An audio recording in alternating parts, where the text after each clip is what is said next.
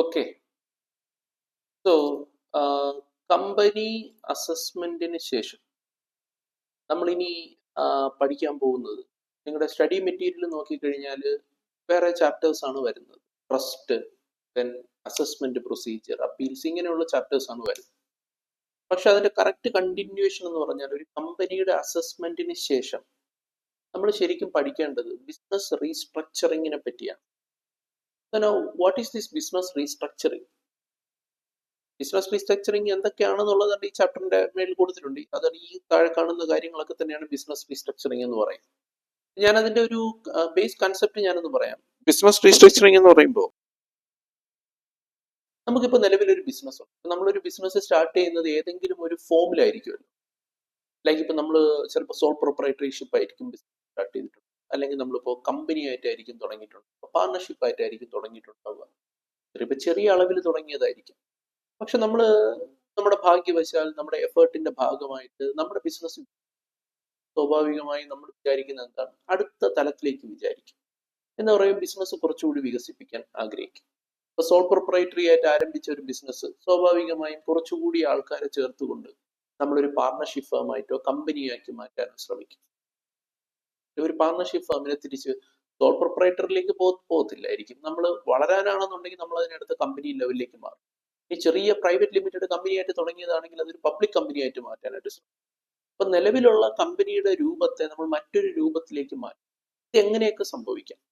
അപ്പൊ നമുക്ക് കൂടുതൽ ആൾക്കാരെ കൂട്ടിച്ചേർത്തുകൊണ്ട് നമുക്ക് എന്ത് ചെയ്യാം, ബിസിനസ് വർദ്ധിപ്പിക്കാം, അല്ലെ? അതുപോലെ തന്നെ ഇതൊക്കെയാണ് നമ്മൾ ബിസിനസ്സിനെ മറ്റൊരു തലത്തിലേക്ക് കൊണ്ടുപോകുക. ഇതല്ലാതെ തന്നെ നമുക്കിപ്പോ ഓൾറെഡി റൺ ചെയ്തുകൊണ്ടിരിക്കുന്ന ബിസിനസ്സുകളെ നമുക്ക് എന്ത് ചെയ്യാം, പർച്ചേസ് ചെയ്യാം. ഓക്കെ, ഇങ്ങനെ പല രീതിയിൽ നമുക്ക് എന്ത് ചെയ്യാൻ പറ്റും, നമ്മുടെ ബിസിനസിന്റെ രൂപത്തെ മറ്റൊരു തലത്തിലേക്ക് ഉയർത്തിക്കൊണ്ടുവരാൻ പറ്റും. ഉദ്ദേശം ഇത്രേ ഉള്ളൂ, പ്രോഫിറ്റ് എൻഹാൻസ് ചെയ്യും, കച്ചവട ലാഭം വർദ്ധിപ്പിക്കുക, ഇത് തന്നെയുള്ള ഉദ്ദേശം. ഇവിടെ നമ്മൾ പഠിക്കാൻ പോകുന്നത് എന്താണെന്ന് വെച്ചാൽ, ബിസിനസ് റീസ്ട്രക്ചറിങ് എന്ന് പറയുമ്പോൾ എന്തെല്ലാം ടൈപ്പിലുള്ള ബിസിനസ് റീസ്ട്രക്ചറിങ് ഉണ്ട്. അത് ഇൻകം ടാക്സിനകത്ത് വരേണ്ട കാര്യങ്ങളല്ല, ഇതൊക്കെ നിങ്ങൾക്ക് വേറെ ഫൈനാൻഷ്യൽ മാനേജ്മെന്റ് തലത്തിലൊക്കെ വരുന്ന കാര്യങ്ങളാണ്. പക്ഷെ ബിസിനസ് റീസ്ട്രക്ചറിങ്ങിലൂടെ വരുന്ന ടാക്സ് ഇംപ്ലിക്കേഷൻസ് എന്തൊക്കെയാണെന്നുള്ളത് ഇത് കുറെയൊക്കെ തന്നെ ഇന്റർമീഡിയറ്റ് ലെവലിൽ ഉള്ളതാണ്. ഇന്റർമീഡിയറ്റ് ലെവലിൽ ഇതിന്റെ പല കാര്യങ്ങളും ടച്ച് ചെയ്ത് പോകുന്നുണ്ടെങ്കിലും അതൊന്നും തന്നെ നമുക്ക് ഇൻ ഡെപ്ത് ആയിട്ട് നമുക്ക് പഠിക്കേണ്ടതില്ല. ഇപ്പൊ ഞാൻ തന്നെ ക്ലാസ്സിൽ CA CMA ഇന്റർമീഡിയറ്റ് ക്ലാസ്സിൽ ഈ ബിസിനസ് റീസ്ട്രക്ചറിങ്ങിന്റെ പല മേഖലകളും വരുമ്പോൾ ഞാൻ തന്നെ ക്ലാസ്സിൽ പറഞ്ഞിട്ടുണ്ട്, ഇതൊക്കെ നമ്മൾ ഫൈനൽ ലെവലിൽ പഠിക്കും. മെറ്റീരിയലിൽ പല കാര്യങ്ങളും ഉണ്ടാവും. പ്രത്യേകിച്ച് set off and carry forward losses ഒക്കെ പഠിക്കുകയും അവിടെ കുറേ അനാവശ്യ കാര്യങ്ങൾ, നമുക്ക് ഇന്ററിൽ ആവശ്യമില്ലാത്ത കുറെ കാര്യങ്ങളൊക്കെ മെറ്റീരിയലിൽ കൊടുത്തിട്ടുണ്ട്. അപ്പോൾ തന്നെ ഞാൻ തന്നെ സൂചിപ്പിച്ചിട്ടുണ്ട്, നിങ്ങൾക്ക് അതിന്റെ ആവശ്യമില്ല, ഇതൊക്കെ നിങ്ങൾ ഫൈനലിലേക്ക് പോകുമ്പോൾ നമ്മൾ ഡീറ്റെയിൽ ആയിട്ട് പഠിക്കും. അപ്പൊ അതിപ്പോ നമ്മൾ പഠിക്കാൻ പോവാം. എന്താണ്, ഇപ്പൊ എല്ലാത്തിനും ഒരു ഒരു ഒരു കാരണമുണ്ട്, എല്ലാത്തിനും ഒരു കാര്യങ്ങളുണ്ട്. അവിടെ നമുക്ക് ആവശ്യമുള്ള കാര്യങ്ങൾ മാത്രം പഠിച്ചാണ്, ഇവിടെ നമുക്ക് തുടർന്ന് ആവശ്യമുള്ള കാര്യങ്ങളാണ്. എന്താണ് ബിസിനസ് റീസ്ട്രക്ചറിങ്? ഒരു ഐഡിയ കിട്ടിയിട്ടെന്ന് വിചാരിക്കുന്നു. ബിസിനസ് റീസ്ട്രക്ചറിങ് എന്ന് വെച്ചാൽ നമ്മുടെ നിലവിലുള്ള ബിസിനസ് രൂപത്തെ, ബിസിനസ് കോൺസ്റ്റിറ്റ്യൂഷനെ വളർത്തി മറ്റൊരു തലത്തിലേക്ക് എത്തിക്കുന്നതിനെയാണ് നമ്മൾ പറയുന്നത് ബിസിനസ് റീസ്ട്രക്ചറിങ്. ഇപ്പൊ ബിസിനസ് റീസ്ട്രക്ചറിങ് പല രൂപത്തിൽ നടക്കും, ഇവിടെ തന്നെ കൊടുത്തിട്ടുണ്ട്. ബിസിനസ് റീസ്ട്രക്ചറിങ് അമാൽഗമേഷനിലൂടെ നടക്കും. ഈ ടേംസ് ഒക്കെ നിങ്ങൾക്ക് ഉറപ്പായിട്ടും പരിചിതമായിട്ടുള്ളതായിരിക്കും. ഡീമേർജ്, അമാൽഗമേഷൻ എന്ന് പറഞ്ഞാൽ എന്താണ്? രണ്ട് കമ്പനികൾ, ഒരു കമ്പനി മറ്റൊരു കമ്പനി ഏറ്റെടുക്കുക, അല്ലെങ്കിൽ രണ്ട് കമ്പനികൾ കൂടി ചേർന്ന് പുതിയൊരു കമ്പനി രൂപീകരിക്കുക.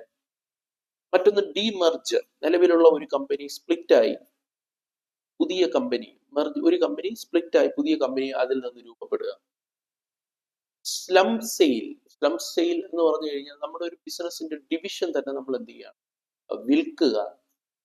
ഇപ്പൊ എനിക്ക് എന്റെ ബിസിനസ്സിൽ 2 ഡിവിഷനുണ്ട്. അതിൽ ഒരു ഡിവിഷൻ നല്ല പ്രോഫിറ്റ് മേക്കിങ്ങും ഒരു ഡിവിഷൻ ലോസ് മേക്കിങ്ങും ആണ്. അപ്പൊ ഞാൻ എന്ത് ചെയ്യാണ്, ലോസ് മേക്കിംഗ് ഡിവിഷൻ കൊണ്ട് നടക്കാൻ താല്പര്യമില്ലെങ്കിൽ ഞാൻ എന്റെ പൂർണ്ണമായ എഫേർട്ടും എനർജിയും ഫണ്ടും ഈ പ്രോഫിറ്റ് മേക്കിങ്ങിലേക്ക് കൂടുതൽ ഇട്ട് കഴിഞ്ഞാൽ അത് കൂടുതൽ പ്രോഫിറ്റിലേക്ക് പോയില്ലേ? അപ്പൊ ഞാൻ ആ ലോസ് മേക്കിംഗ് ഡിവിഷനെ ഞാൻ എന്ത് ചെയ്യുന്നു, മൊത്തത്തിൽ വിറ്റൊഴിയുന്നതിനെയാണ് സ്ലം സെയിൽ. ഇത് നമ്മൾ ക്യാപിറ്റൽ ഗെയിൻസിൽ ഇന്റർ ലെവലിൽ തന്നെ പഠിച്ചിട്ടുള്ളതാണ്. Conversion of sole proprietary business to company, ഒറ്റയ്ക്ക് നടത്തുന്ന ബിസിനസിനെ കമ്പനി രൂപത്തിലേക്ക് കൺവേർട്ട് ചെയ്യുക. Conversion of firm into company, ഒരു കമ്പനിയെ, ഒരു പാർട്ണർഷിപ്പ് ഫേമിനെ കമ്പനി രൂപത്തിലേക്ക് മാറ്റുക. Conversion of private limited or unlisted public company into LLP, ഒരു പ്രൈവറ്റ് ലിമിറ്റഡ് കമ്പനിയെ LLP രൂപത്തിലേക്ക് മാറ്റുക. ഇതിനൊക്കെ തന്നെ ടാക്സ് ബെനിഫിറ്റ്സ് ഉണ്ട്, അതേസമയം തന്നെ ധാരാളം കണ്ടീഷൻസും ഉണ്ട്. അപ്പൊ അതിന്റെ ടാക്സ് ബെനിഫിറ്റ്സ് ഒന്നും നമ്മൾ മനസ്സിലാക്കും തൽക്കാലം വിചാരിക്കേണ്ട, ടാക്സ് ഇംപ്ലിക്കേഷൻസ് എന്തൊക്കെയാണ് അതാണ് നമ്മളിവിടെ പഠിക്കാനായിട്ട്.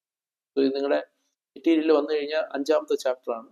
നമ്മൾ ആദ്യം നോൺ റെസിഡൻസിനെ പറ്റി പഠിച്ചു, 2 കമ്പനി അസസ്മെന്റ് പഠിച്ചു.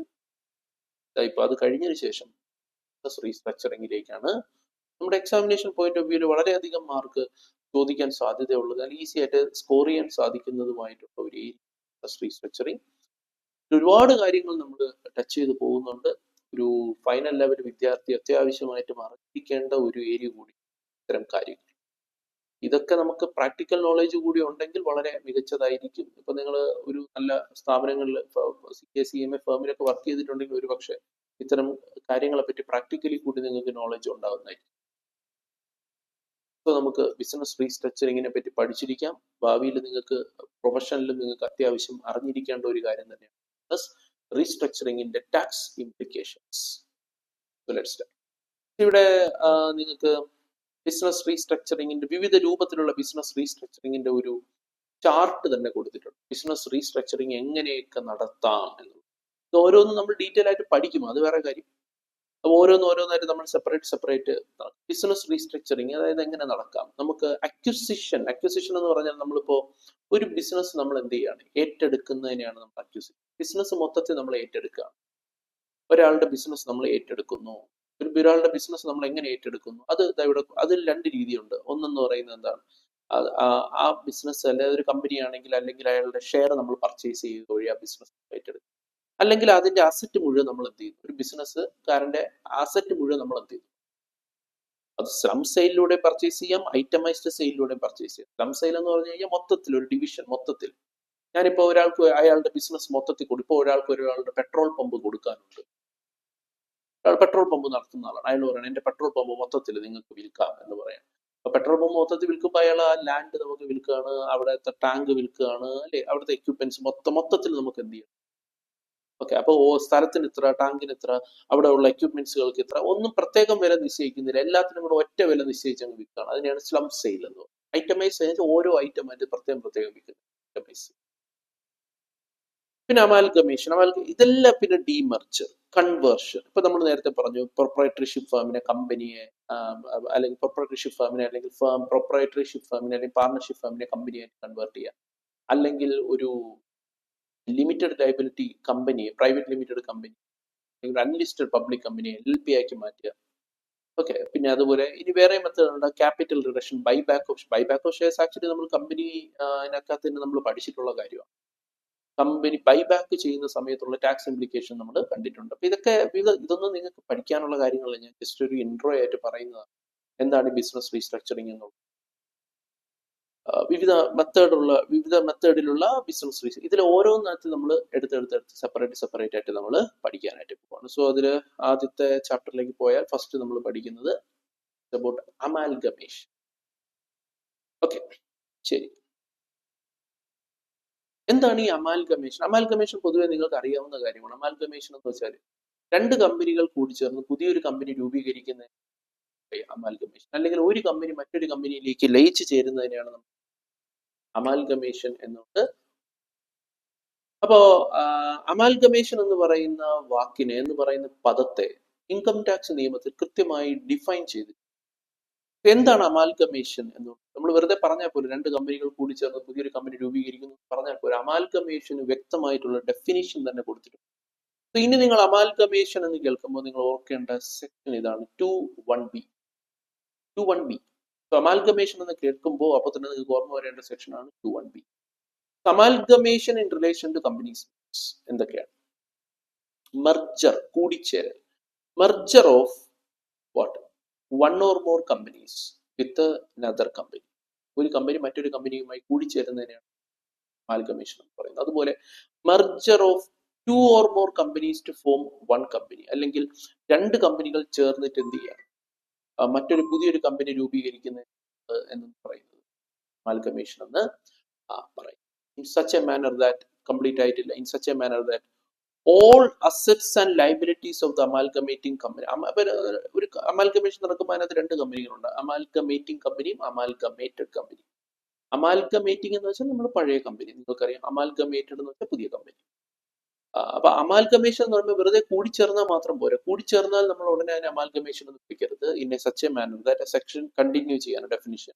All assets and liabilities of the amalgamating company, അതായത് ആ പഴയ കമ്പനിയുടെ എല്ലാ അസറ്റും എല്ലാ ലൈബിലിറ്റിയും or companies immediately before amalgamation, അമാൽഗമേഷന് തൊട്ട് മുന്നേ അവർക്കുള്ള മുഴുവൻ അസറ്റും ലൈബിലിറ്റിയും become the assets and liabilities of the amalgamated company. Amalgamation എന്ന് പറയണമെങ്കിൽ കുറച്ച് അസറ്റ് പുതിയ കമ്പനിയിലോട്ട് പോയാൽ പോരാ, മുഴുവൻ അസറ്റും മുഴുവൻ ലൈബിലിറ്റി പഴയ കമ്പനിയിലേക്ക് പോയി ചേരണമെന്ന്. ഓക്കെ, രണ്ടാമത്തെ കണ്ടീഷൻ പറയാണ് ഷെയർ ഹോൾഡേഴ്സ്. കമ്പനി ആകുമ്പോഴത്തേക്ക് അതിന് എന്തുണ്ടാകും? ഷെയർ ഹോൾഡേഴ്സ് ഉണ്ടാകും. ഷെയർ ഹോൾഡേഴ്സ് അത് ഇക്വിറ്റി ആവട്ടെ പ്രിഫറൻസ് ആവട്ടെ, both equity and preference share holder holding not less than 75% in value of shares in the amalgamating company. അതായത് കമ്പനി ഒരു കമ്പനീസ്, അമാൽഗമേറ്റിംഗ് കമ്പനിയിലോ കമ്പനീസ്, അതായത് ആ പഴയ കമ്പനിയുടെ മൊത്തം ഷെയറിന്റെ മൊത്തം വാല്യൂ ഉണ്ടല്ലോ, അതിൽ 75% ഷെയർ, അത് 75% ഷെയർ എന്ന് പറയുന്നില്ല, 75% മൊത്തം ഷെയറിന്റെ മൂല്യത്തിന്റെ 75% മൊത്തം ഷെയറിന്റെ വാല്യൂവിന്റെ 75% ഹോൾഡ് ചെയ്യുന്ന ഷെയർ ഹോൾഡർ. ഇപ്പൊ ഒരു കമ്പനിയുടെ മൊത്തം ഷെയറിന്റെ മൂല്യം എന്ന് പറയുന്നത് 1 CR ആണെങ്കിൽ അതിന്റെ 75% എന്ന് പറയുമ്പോൾ എത്ര വരുന്നുണ്ട്? 75 lakh. ഒരു കമ്പനിയുടെ 1 കോടി രൂപയാണ് അതിന്റെ ക്യാപിറ്റൽ എങ്കിൽ അതിന്റെ 75 ലക്ഷം ക്യാപിറ്റലും ഹോൾഡ് ചെയ്യുന്ന ആൾക്കാർ, 75% ആൾക്കാരെന്നല്ല, 75% ഷെയറിന്റെ വാല്യൂ ഹോൾഡ് ചെയ്യുന്ന ആൾക്കാര് എന്ത് ചെയ്യണം? they need to become shareholders of the amalgamated company. അത് അമാൽഗമേറ്റഡ് കമ്പനിയുടെ ഷെയർ ഹോൾഡേഴ്സ് ആയിട്ട് മാറും. അതായത് 1 CR ആണ് അവരുടെ ഷെയർ ക്യാപിറ്റൽ എങ്കിൽ, അമാൽഗമേറ്റിംഗ് കമ്പനിയുടെ ഷെയർ ക്യാപിറ്റൽ 1 CR ആണെങ്കിൽ അതിന്റെ 75% ഹോൾഡ് ചെയ്യുന്നത് ചിലപ്പോൾ 1-2 ആൾക്കാരുടെ കയ്യിലായിരിക്കാം. അവരെല്ലാവരും തന്നെ എന്തിലും മെമ്പർ ആയിരിക്കണം, അമാൽഗമേറ്റഡ് കമ്പനിയുടെ കയ്യിലിരിക്കണം. അല്ലെങ്കിൽ ആയിരക്കണക്കിന് ആൾക്കാരുണ്ട്, അവരെല്ലാവരും തന്നെ പുതിയ കമ്പനിയുടെ ഷെയർ ഹോൾഡർ ആയിട്ട് മാറണം എന്നുള്ളത്. എന്നിട്ട് ഇവിടെ ഒരു എക്സെപ്ഷൻ ക്ലോസ് പറയുന്നുണ്ട്. എന്താണ്? Other than shares already held therein immediately before the amalgamation by or by a nominee for the amalgamated company or its subsidiary. അപ്പൊ ആ പറഞ്ഞ പോയിന്റിന്റെ അർത്ഥം എന്താണെന്ന് വെച്ചാല്, ഇപ്പോ ഈ അമാൽഗമേറ്റിംഗ് കമ്പനിയിൽ ഓൾറെഡി ആര് ഷെയർ ഹോൾഡ് ചെയ്യുന്നുണ്ട്? നമ്മുടെ അമാൽഗമേറ്റഡ് കമ്പനി തന്നെ എന്ത് ചെയ്യുന്നുണ്ടാവാം? ഷെയർ ഹോൾഡ് ചെയ്യുന്നുണ്ട്. ഇവിടെ ഒരു എക്സാമ്പിൾ കൊടുത്തിട്ടുണ്ട്, ആ എക്സാമ്പിൾ നിങ്ങൾക്ക് മനസ്സിലാവും. നമ്മുടെ അമാൽഗമേറ്റിംഗ് കമ്പനിയിൽ, പഴയ കമ്പനിയിൽ ഓൾറെഡി നമ്മുടെ പുതിയ കമ്പനി അമാൽഗമേറ്റഡ് കമ്പനി തന്നെ എന്ത് ചെയ്യുന്നുണ്ട്? ഷെയർ ഹോൾഡ് ചെയ്യുന്നുണ്ട്. സോ അത് മാറ്റി നിർത്തിയിട്ട് ബാക്കിയുള്ള ഷെയറിന്റെ 75% ഹോൾഡർ കമ്പനിയിലേക്ക് വരണമെന്ന് എക്സാമ്പിൾ നോക്കി. Number of shares allotted to share holders of amalgamating company by amalgamated company is not relevant. നമ്മൾ എത്ര ഷെയർ കൊടുക്കുന്നു എന്നുള്ളത് ഇവിടെ റെലവെന്റ് ആയിട്ടുള്ള കാര്യമല്ല. നോക്കൂ, ഇപ്പൊ ഒരു example, where C limited merges with Z Limited. C Limited Z Limitedലേക്ക് മെർജ് ചെയ്തു. അവരെ വിളിച്ചിരിക്കുന്നത് എന്താണ്? അമാൽഗമേഷൻ ആണ്. And immediately before amalgamation Z Limited hold 20% of the shares in C Limited. അതായത് ഈ അമാൽഗമേഷൻ മുന്നേ തന്നെ Z Limited, അതായത് നമ്മുടെ amalgamated company already C Limitedലെ 20% share hold ചെയ്യുന്നു. സോ മറ്റുള്ളവരുടെ കയ്യിൽ അപ്പൊ എത്രയാണോ? 80% ഷെയർ ആണുള്ളത്. സോ നമ്മൾ ആ മറ്റുള്ളവരെയാണ് കോൺസെൻട്രേറ്റ് ചെയ്യേണ്ടത്. മറ്റുള്ളവർ 80% ഉണ്ടല്ലോ. The aforesaid mentioned the condition will be satisfied if shareholders holding not less than 3/4 of the remaining 80% of shares in C Limited. അതായത് ബാക്കി 80% ഷെയർ ഉണ്ടല്ലോ, ആ 80% ഷെയറിന്റെ 75% ഹോൾഡ് ചെയ്യുന്ന ആൾക്കാരും ഏതിലേക്ക് മാറിയിരിക്കണം? Z Limitedലേക്ക് വന്നിരിക്കണം. ദാറ്റ് ഈസ് 80%ത്തിന്റെ 75% എന്ന് പറഞ്ഞാൽ എത്ര വരുന്നുണ്ട്? 80%ന്റെ 75% എന്ന് പറഞ്ഞാൽ എത്ര വരുന്നുണ്ട്? 60%. സോ ബാക്കിയുള്ള 80%-ത്തിലെ 60% ഷെയർ ഹോൾഡ് ചെയ്യുന്ന ആൾക്കാരും 60%, that is 3/4 of 80 becomes shareholders of Z Limited by virtue of amalgamation. However, the whole of the share capital of company is held by another company. അവിടെ ഒരു കാര്യം പറയുന്നുണ്ട്, ഇപ്പോൾ 100% ഷെയറും ഒരു കമ്പനിയുടെ കയ്യിൽ തന്നെയാണ്. അപ്പൊ 100% ഹോൾഡിംഗ് കമ്പനി, സബ്സിഡറി കമ്പനി എന്നൊക്കെ പറയില്ലേ? Where whole of the share capital of a company is held by another company. Merger of two companies will qualify as amalgamation within 2(1)(b if other two conditions are satisfied. അപ്പൊ അങ്ങനെ വരുമ്പോഴത്തേക്ക് നമുക്ക് 75% ഷെയറും എന്ന് പറയുന്നത് വേറെ ആരും ഇല്ലല്ലോ, മുഴുവൻ ഒരാളുടെ കയ്യിൽ തന്നെയാണോ. അപ്പൊ പിന്നെ അവിടെ നമ്മൾ ഈ കണ്ടീഷൻ നോക്കേണ്ട ആവശ്യം മറ്റ് കണ്ടീഷൻ, അതായത് എല്ലാ അസറ്റും ലൈബിലിറ്റിയും എന്ത് ചെയ്താൽ മതി, ഇങ്ങോട്ട് മാറിക്കഴിഞ്ഞായി മാറും. അമാൽഗമേഷൻ എന്ന് പറയുന്ന ക്രൈറ്റീരിയ സാറ്റിസ്ഫൈ ചെയ്യപ്പെട്ടു എന്നുള്ളതാണ്. ഒരു കാര്യം കൂടി പറഞ്ഞാൽ നമ്മുടെ ഈ സെക്ഷൻ 2(1)(b) നമുക്ക് കംപ്ലീറ്റ് ആകും. എന്താണ് എക്സെപ്ഷൻ പറയുന്നത്? Following mergers shall not be treated as amalgamation. ഇനി പറയുന്ന മെർജേഴ്സ് അമാൽഗമേഷൻ അല്ല. എന്തൊക്കെയാണ്? ഒന്ന്, merger as a result of acquisition of the property of one company by another company pursuant to the purchase of such property by the other company. അതായത് ഒരു കമ്പനിയുടെ asset മുഴുവൻ വേറൊരു കമ്പനി പർച്ചേസ് ചെയ്തു എന്നതുകൊണ്ട് അതൊരിക്കലും ഒരു അമാൽഗമേഷനായി. നമുക്ക് കുറെ അസറ്റ് ഉണ്ട്, അത് മുഴുവൻ നമ്മൾ എന്ത് ചെയ്തു? പർച്ചേസ് ചെയ്തത് കൊണ്ട് അതൊരിക്കലും എന്താവില്ല, അമാൽഗമേഷൻ ആവില്ല. അതുപോലെ തന്നെ merger as a result of distribution of such property to other company after winding up the first mentioned company. ഒരു കമ്പനി ലിക്വിഡേറ്റ് ആയി, വൈൻഡ് അപ്പ് ചെയ്തു, അപ്പൊ അതിന്റെ അസറ്റ് എല്ലാം എന്ത് ചെയ്തു? പുതിയൊരു കമ്പനിക്ക് എടുത്തു കൊടുത്തു എന്ന് കരുതി അത് എന്താവില്ല, അമാൽഗമേഷൻ ആവില്ല. അപ്പൊ അമാൽഗമേഷൻ എന്ന് പറയുന്ന വാക്കിന് ഒരുപാട് അർത്ഥമുണ്ട് എന്ന് മനസ്സിലാക്കുക ആദ്യം തന്നെ. ഈ ഒരു പ്രവൃത്തി അമാൽഗമേഷൻ ആയാൽ മാത്രമേ ഇൻകം ടാക്സ് നിയമത്തിൽ പറഞ്ഞിരിക്കുന്ന പല ആനുകൂല്യങ്ങളും പല സെക്ഷനുകളും ആപ്ലിക്കബിൾ ആവുള്ളൂ. കാരണം എല്ലാത്തിന്റെയും ബേസ്, അമാൽഗമേഷനെ ബേസ് ചെയ്തിട്ടുള്ള പല ഇൻകം ടാക്സ് പ്രൊവിഷൻസും പല സെക്ഷൻസ് ആപ്ലിക്കബിൾ ആവണമെങ്കിൽ ആ അമാൽഗമേഷൻ 2(1)(b) പ്രകാരമുള്ള amalgamation. So I hope it is clear എന്താണ് അമാൽഗമേഷൻ എന്നുള്ളത് നിങ്ങൾക്ക് മനസ്സിലായെന്ന് വിചാരിക്കുന്നു. സോ രണ്ട് കമ്പനികൾ അമാൽഗമേറ്റ് ആവണമെന്നുണ്ടെങ്കിൽ കണ്ടീഷൻ എന്താണ്? പഴയ കമ്പനിയുടെ എല്ലാ അസറ്റും എല്ലാ ലൈബിലിറ്റിയും പുതിയ കമ്പനിയിലേക്ക് പോയി ചേർന്നിരിക്കണം. പഴയ കമ്പനിയുടെ മൊത്തം ഷെയറിന്റെ 75% ഹോൾഡ് ചെയ്യുന്ന ആൾക്കാരും പുതിയ കമ്പനിയുടെ ഷെയർ ഹോൾഡറായിട്ട് മാറുകയും വേണം. ഇനി ഓൾറെഡി പഴയ കമ്പനി പുതിയ കമ്പനിയിൽ ഓൾറെഡി ഷെയർ ഹോൾഡ് ചെയ്യുന്നുണ്ടെങ്കിൽ അത് മാറ്റിയിട്ട് ബാക്കിയുള്ളവരിൽ നിന്നും 75% ഇവിടെ എന്ത് ചെയ്യും? ഷെയർ ഹോൾഡറായിട്ട് മാറണം എന്നുള്ളതാണ് എക്സെപ്ഷൻ. പറഞ്ഞത് മനസ്സിലായല്ലോ? നമ്മുടെ കമ്പനിയിലുള്ള മുഴുവൻ അസറ്റും വേറൊരു കമ്പനി പർച്ചേസ് ചെയ്തു എന്ന് കരുതി എന്താവില്ല, യെസ്, അതൊരിക്കലും ഒരു അമാൽഗമേഷൻ ആവില്ല. അതുപോലെ തന്നെ വൈൻഡിങ് അപ്പിന് ശേഷം നമ്മുടെ അസറ്റ് എല്ലാം എടുത്ത് നമ്മൾ ഡിസ്ട്രിബ്യൂട്ട് ചെയ്തു എന്ന് കരുതി ഒരു കമ്പനിക്ക് മൊത്തത്തിൽ കൊടുത്തു എന്ന് കരുതി അതും എന്താവില്ല, അമാൽഗമേഷൻ. സോ ഡെഫിനിഷൻ ഏതാണ്? 2(1)(b). ഓക്കെ, ശരി. നമുക്കിപ്പോ എന്താണ് അമാൽഗമേഷൻ എന്ന വാക്കിന്റെ അർത്ഥം, അമാൽഗമേഷൻ കൊണ്ട് ഉദ്ദേശിക്കുന്നത് എന്താണെന്ന് മനസ്സിലായ സ്ഥിതിക്ക്, ഒരു അമാൽഗമേഷൻ നടന്നാൽ ഒരു അമാൽഗമേറ്റിംഗ് കമ്പനി, അതായത് നമ്മുടെ പഴയ കമ്പനിക്കും പഴയ കമ്പനിയുടെ ഷെയർ ഹോൾഡേഴ്സിനും ഉണ്ടാകുന്ന ടാക്സ് ഇംപ്ലിക്കേഷൻസ് എന്തൊക്കെയാണ് ആദ്യം നോക്കാം. ഓരോന്നോരോന്നായിട്ട് നോക്കാം. ആദ്യം നമുക്ക് അമാൽഗമേറ്റിംഗ് കമ്പനിയുടെ കാര്യങ്ങൾ നോക്കാം. അതിനുശേഷം അമാൽഗമേറ്റഡ് കമ്പനിക്ക് എന്തൊക്കെ ടാക്സ് ഇളവുകളാണ് കിട്ടുക, അവർക്ക് എന്തൊക്കെ കാര്യങ്ങളാണ് ബാധകമാവുക, അവർക്ക് ടാക്സ് ലൈബിലിറ്റി എങ്ങനെയാണ്, ഈ അമാൽഗമേഷന്റെ ഭാഗമായിട്ട് എന്തൊക്കെ സംഭവിക്കും എന്നുള്ളത് നമുക്ക് നോക്കാം. So first we are going to discuss about the amalgamating company and its shareholders. So amalgamating and a shareholder of amalgamating company. So ഇതിൽ ആദ്യം നമ്മൾ ഡിസ്കസ് ചെയ്യാൻ പോകുന്നത് നോക്കിയോ, effect of amalgamation on A share holder arrest. ഒരു share ഹോൾഡറെ ഇത് എങ്ങനെയാണ് ബാധിക്കുക? ഒരു അമാൽഗമേഷൻ നടക്കുമ്പോൾ ആ അമാൽഗമേറ്റിംഗ് കമ്പനി പഴയ കമ്പനിയുടെ ഷെയർ ഹോൾഡർക്ക് എന്താണ് സംഭവിച്ചത്? അപ്പൊ നിങ്ങളൊരു കമ്പനിയുടെ ഷെയർ ഹോൾഡർ ആണ്. അപ്പൊ അമാൽഗമേഷൻ നടന്നു കഴിഞ്ഞാൽ ഇപ്പൊ നിങ്ങളുടെ കൈവശം എന്താണുള്ളത്? ആ അമാൽഗമേറ്റിംഗ് കമ്പനിയുടെ ഷെയർ ഉണ്ട്. അമാൽഗമേഷൻ നടക്കുമ്പോഴത്തേക്കും ഇനി ആ പഴയ കമ്പനി അവിടെ ഇല്ല. അപ്പോൾ നിങ്ങൾക്ക് നിങ്ങളുടെ കയ്യിലിരിക്കുന്ന ആ ഷെയർ നഷ്ടപ്പെടുക. അപ്പൊ സ്വാഭാവികമായും ഷെയർ നിങ്ങൾക്ക് എന്ത് ചെയ്യേണ്ടി വരും? കൈമാറേണ്ടി വരും. ഇനി ആ ഷെയർ നിങ്ങൾക്ക് കാര്യമില്ലല്ലോ. അപ്പൊ നിങ്ങൾക്ക് സ്വാഭാവികമായി നിങ്ങൾ അമാൽഗമേറ്റിംഗ് കമ്പനിയുടെ ഷെയർ അങ്ങ് തിരിച്ചു കൊടുത്തിട്ട് നിങ്ങളുടെ കാശങ്ങ് മേടിക്കും. അതല്ലേ സംഭവിക്കുക? അപ്പോ നമുക്കറിയാവുന്നൊരു കാര്യമാണ്, നമ്മുടെ കയ്യിലിരിക്കുന്ന ഷെയർ എന്ന് പറഞ്ഞാൽ നമ്മളെ സംബന്ധിച്ച് എന്താണ്? It's A capital asset.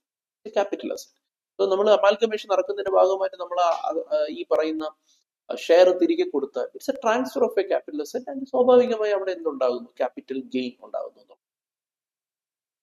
അപ്പൊ നോക്കിക്കോളാം, transfer of shares of amalgamating company. ഒരു ഷെയർ ഹോൾഡർ തന്റെ കയ്യിലിരിക്കുന്ന ഷെയർ ട്രാൻസ്ഫർ ചെയ്യാം. അപ്പൊ നമ്മൾ ക്യാപിറ്റൽ ഗെയിൻ പഠിക്കുന്ന സമയത്ത് എന്താണ് ട്രാൻസ്ഫർ എന്നും എന്തൊക്കെ ട്രാൻസാക്ഷനെയാണ് ട്രാൻസ്ഫർ ആയി കണക്കാക്കാത്തതെന്ന് പഠിക്കുന്നുണ്ട്. സോ നമ്മൾ സെക്ഷൻ 2 സബ്സെക്ഷൻ 47 പഠിക്കുന്നുണ്ട്. അവിടെ എന്താണ് നമ്മളത് ഇന്റർ ലെവലിൽ പഠിച്ചിട്ടുള്ളതാണ്. What is transfer. അതുപോലെ തന്നെ സെക്ഷൻ 47 പഠിക്കുന്നുണ്ട്. Transactions not treated as transfer. ട്രാൻസ്ഫറായി കണക്കാക്കാത്ത ട്രാൻസാക്ഷൻസിനെ പറ്റിയും പഠിക്കുന്നു. സോ ഒരു അമാൽഗമേഷൻ നടക്കുമ്പോൾ അമാൽഗമേറ്റിംഗ് കമ്പനിയുടെ ഷെയർ ഹോൾഡർ തന്റെ കയ്യിലിരിക്കുന്ന ഷെയർ ട്രാൻസ്ഫർ ചെയ്താൽ അതിനെ ട്രാൻസ്ഫറായി കണക്കാക്കില്ല. അതായത് സെക്ഷൻ 47 അത് വരും. വന്നു കഴിഞ്ഞാൽ ഇയാൾ ഷെയർ കൊടുക്കുന്ന എന്തല്ല, ട്രാൻസ്ഫർ അല്ല. അതുകൊണ്ട് ഈ ഇടപാടിന് അയാൾക്ക് ഒരിക്കലും എന്ത് വരില്ല, ക്യാപിറ്റൽ ഗെയിൻ വരില്ല. പക്ഷെ കണ്ടീഷൻസ് ഉണ്ട്. എന്തൊക്കെയാണ് കണ്ടീഷൻ? ഇവിടെ കൃത്യമായ സെക്ഷൻ ഇവിടെ കൊടുത്തിട്ടുണ്ട്. വെറുതെ 47 എന്നല്ല, 47(7). നോക്കൂ എന്താണ് പറഞ്ഞിരിക്കുന്നത്. Any transfer by a share holder in a scheme of amalgamation. അമാൽഗമേഷന്റെ ഭാഗമായിട്ട് ഒരു ഷെയർ ഹോൾഡർ ട്രാൻസ്ഫർ ചെയ്യുകയാണ്. എന്താണ് ട്രാൻസ്ഫർ ചെയ്യുന്നത്? Of share or shares held by him in the amalgamating company is not treated as transfer and hence not liable to capital gains. But if the following conditions are satisfied. So ഒരു amalgamation നടക്കുമ്പോൾ amalgamating കമ്പനിയുടെ share holder തന്റെ കയ്യിലിരിക്കുന്ന share transfer ചെയ്താൽ അത് transfer അല്ല. അതുകൊണ്ട് തന്നെ അവിടെ ക്യാപിറ്റൽ ഗെയിൻ ഉണ്ടാകുന്നില്ല, ടാക്സ് അടയ്ക്കേണ്ടി വരുന്നില്ല. കണ്ടീഷൻ ഉണ്ട്. എന്താണ്? The transfer is made. കൈമാറുമ്പോൾ അദ്ദേഹത്തിന് തിരികെ എന്താണ് ലഭിക്കേണ്ടത്? In consideration of the allotment to him of any share or shares in the amalgamated company. So അദ്ദേഹത്തിന് പകരം എന്ത് ലഭിച്ചിരിക്കണമെന്നാണ് പറയുന്നത്. സോ അമാൽഗമേറ്റിംഗ് കമ്പനിയുടെ ഷെയർ അദ്ദേഹത്തിന്റെ കയ്യിലിരിക്കുന്ന ഷെയർ അദ്ദേഹം തിരിച്ചു കൊടുക്കുകയാണ്. തിരിച്ചു കൊടുക്കുമ്പോൾ പകരം എന്താണ്? അദ്ദേഹം ആ കമ്പനിയിൽ ഇൻവെസ്റ്റ് ചെയ്തിരിക്കുന്ന പണമല്ല തിരിച്ചു കിട്ടുന്നത്, പകരം കൺസിഡറേഷൻ ആയിട്ട് കിട്ടുന്നത് പുതിയ കമ്പനിയുടെ ഷെയർ ആയിരിക്കണം എന്നുള്ളതാണ് ഒന്നാമത്തെ കണ്ടീഷൻ. അപ്പൊ ഒരു കാര്യം ഓർക്കുക, പകരം എനിക്ക് പുതിയ കമ്പനിയുടെ ഷെയർ ഒന്നും വേണ്ട, ഞാനിട്ട കാശ് എനിക്ക് തന്നാൽ മതി എന്ന് പറഞ്ഞാൽ അവിടെ എന്തുണ്ടാകും? ക്യാപിറ്റൽ ഗെയിൻ ആകാം. കാരണം അതൊരു ട്രാൻസ്ഫർ ആണ്. പകരം അദ്ദേഹം ഷെയർ മേടിക്കുന്നില്ല, ഇതാ എന്റെ ഷെയർ, കമ്പനി പോവല്ലേ, ഇതാ എന്റെ ഷെയർ, പകരം എനിക്ക് എന്ത് തരണം? പുതിയ കമ്പനിയുടെ ഷെയർ എനിക്ക് തരണം. അങ്ങനെ മേടിക്കണം. രണ്ട്, എന്താണ് പറഞ്ഞത്? Amalgamated company. രണ്ടാമത്തെ കാര്യം അത് അയാളുടെ കയ്യിലുള്ള കാര്യമല്ല. പുതിയതായിട്ട് ഫോം ചെയ്യുന്ന കമ്പനി ഉണ്ടല്ലോ, നമ്മൾ ഏറ്റെടുക്കുന്ന കമ്പനി, അമാൽഗമേറ്റഡ് കമ്പനി, അതൊരു ഇന്ത്യൻ കമ്പനി ആയി. So you know what is an Indian company. നമ്മൾ കമ്പനി അസസ്മെന്റ് പഠിച്ചപ്പോഴത്തേക്കും ഇന്ത്യൻ കമ്പനിയുടെ ഡെഫിനിഷൻ പഠിച്ചിട്ടുള്ളതാണ്.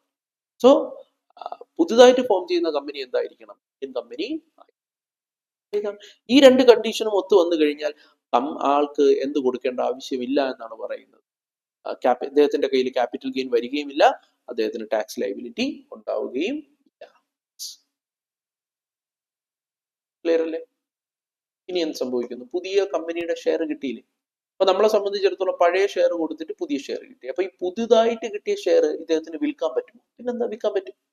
ഈ പുതുതായിട്ട് കിട്ടിയ ഷെയർ, നമ്മുടെ പഴയ ഷെയർ കൊടുത്തിട്ട് പുതിയ ഷെയർ വാങ്ങിച്ചു, പുതിയ ഷെയറിന് നല്ല വില വരുന്നു. അപ്പൊ ഞാൻ എന്ത് ചെയ്തു? വേറെ ആർക്കെങ്കിലും വിറ്റു.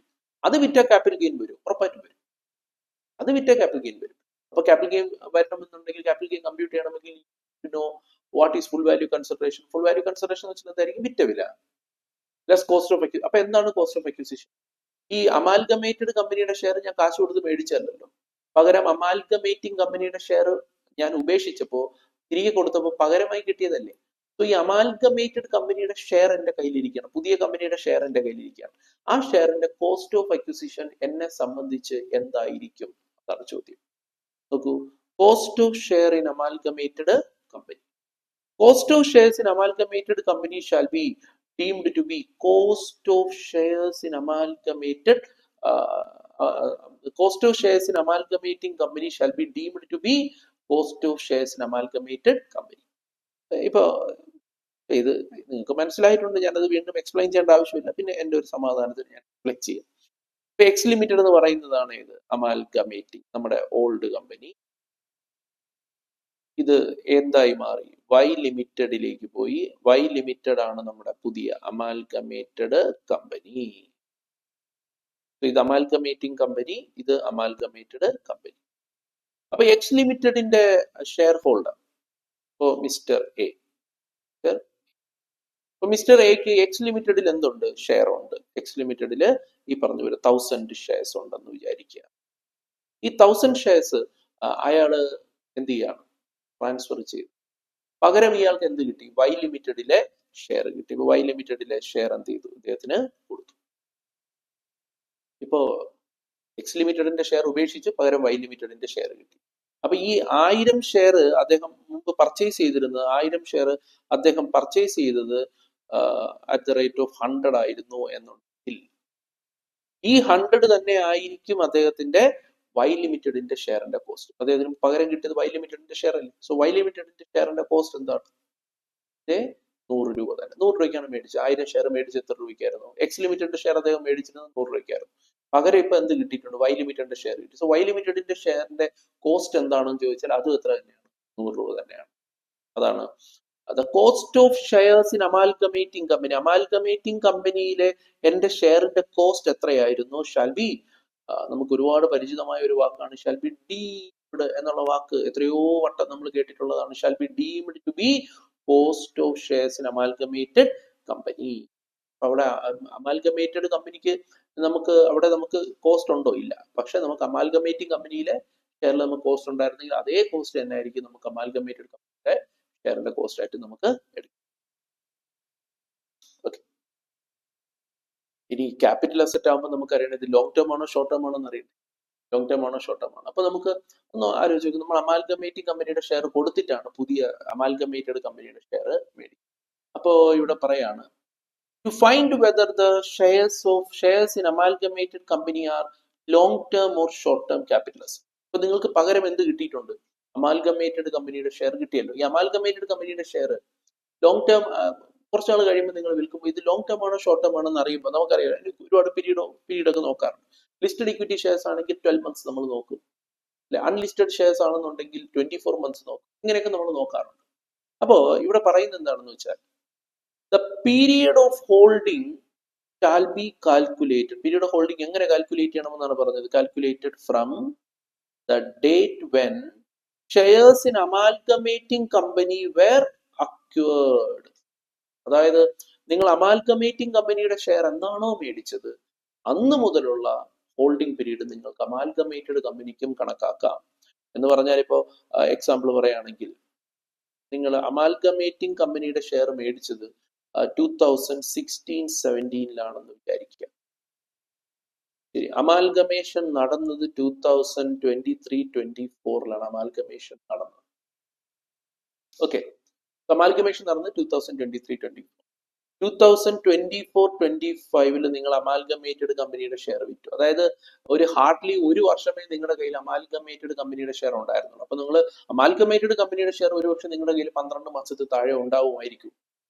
പക്ഷേ ഈ അമാൽഗമേറ്റഡ് കമ്പനിയുടെ ഷെയറിന്റെ ഹോൾഡിംഗ് പീരീഡ് കാൽക്കുലേറ്റ് ചെയ്യുമ്പോൾ അമാൽഗമേറ്റിംഗ് കമ്പനിയുടെ ഷെയർ എന്നാണോ നിങ്ങൾ ആക്ച്വലി മേടിച്ചിരുന്നത് അന്ന് മുതലുള്ള ഹോൾഡിംഗ് പീരീഡ് കൂടി നിങ്ങൾ പരിഗണിക്കണം. സോ ഈ അമാൽഗമേറ്റഡ് കമ്പനിയുടെ ഷെയറിന്റെ ഹോൾഡിംഗ് പീരീഡ് നോക്കേണ്ടത് എന്ന് മുതലാണ്? 2023-24 മുതലല്ല, മറിച്ച് എന്ന് മുതൽ നിങ്ങൾ നോക്കണമെന്നാണ് പറഞ്ഞത്? 2016-17. സോ അമാൽഗമേറ്റഡ് കമ്പനിയുടെ ഷെയർ ഷോർട്ട് ടേം ആണോ ലോങ് ടേം ആണോ എന്ന് നിങ്ങളുടെ കയ്യിലിരിക്കുന്ന അമാൽഗമേറ്റഡ് കമ്പനിയുടെ ഷെയർ ലോങ് ടേം ആണോ ഷോർട്ട് ടേം ആണോ എന്നറിയാൻ എന്തുകൂടി പരിഗണിക്കണം? ആ ഷെയർ എന്ന് നിങ്ങളുടെ കയ്യിൽ വന്ന് നോക്കുക മാത്രം പോരാ. Period of holding shall be calculated from the date when shares in amalgamating company where amalgamating കമ്പനിയുടെ ഷെയർ മേടിച്ചതിന്റെ അന്ന് മുതലുള്ള പീരീഡാണ് പരിഗണിക്കുന്നത്. ലോങ് ടേം ആണെന്നുണ്ടെങ്കിൽ സ്വാഭാവികമായി നിങ്ങൾക്ക് എന്തുണ്ടാവും? ഇൻഡെക്സേഷൻ ബെനിഫിറ്റ് നിങ്ങൾക്ക് അവൈലബിൾ ആണ്. ഇവിടെ ഇൻഡെക്സേഷൻ ബെനിഫിറ്റ് എടുക്കുമ്പോൾ ശ്രദ്ധിക്കേണ്ട കാര്യം, indexation benefit shall be available from the year in which shares of amalgamated company were acquired by the assessee. ഇത് വളരെ ഇമ്പോർട്ടന്റ് ആണ്. ഹോൾഡിംഗ് പീരീഡ് എടുക്കുമ്പോൾ ഏത് മുതൽ എടുക്കാം? നമ്മളിവിടെ പറഞ്ഞ പോലെ 2016 മുതൽ എടുക്കാമെങ്കിലും ഇൻഡെക്സേഷൻ ചെയ്യുമ്പോൾ നിങ്ങൾക്ക് ഇൻഡെക്സേഷൻ ബെനിഫിറ്റ് എന്ന് മുതലേ കിട്ടത്തുള്ളൂ? നിങ്ങളുടെ കയ്യിലേക്ക് ആ ഷെയർ വന്നതിന്റെ അന്ന് മുതലുള്ള ഇൻഡെക്സേഷനെ നിങ്ങൾക്ക് ലഭിക്കത്തുള്ളൂ. ഇപ്പൊ ഞാനൊന്ന് കൂടുതൽ കൺഫ്യൂസ്ഡ് ആക്കുന്നില്ല, ഞാനതൊന്ന് എഴുതി കാണിച്ചു തരാം എന്താണ് സംഭവിക്കുന്നത്. യെസ്, നോക്കൂ, mister X purchased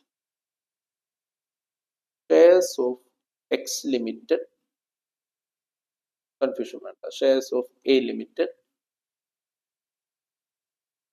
during 2016-17 for rupees 1 lakh. 1000 shares. Okay. Then A Limited amalgamated with the B Limited during 2023-24. Mr. X received 1000 shares of B Limited as consideration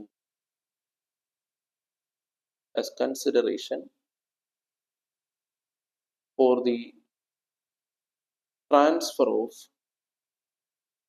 1000 shares of A Limited. Okay.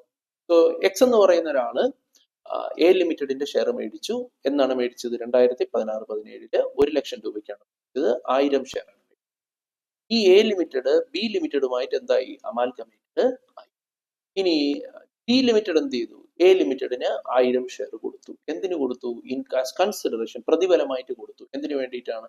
Transfer of 1000 shares of A limited. A ലിമിറ്റഡിന്റെ share നമ്മൾ അമാൽഗമേഷന്റെ ഭാഗമായിട്ട് B ലിമിറ്റഡിന് എന്ത് ചെയ്തു? 1000 share കൊടുത്തു. So mister എക്സിനെ സംബന്ധിച്ച് അയാളുടെ amalgamating കമ്പനിയായ എ ലിമിറ്റഡിന്റെ ഷെയർ നഷ്ടപ്പെടുകയില്ലേ? പകരം ബി ലിമിറ്റഡിന്റെ 1000 ഷെയർ കിട്ടി. സോ ഇവിടുത്തെ ഇനി കണ്ടിന്യൂ ചെയ്യാണ്. Mister X sold 1000 shares of B Limited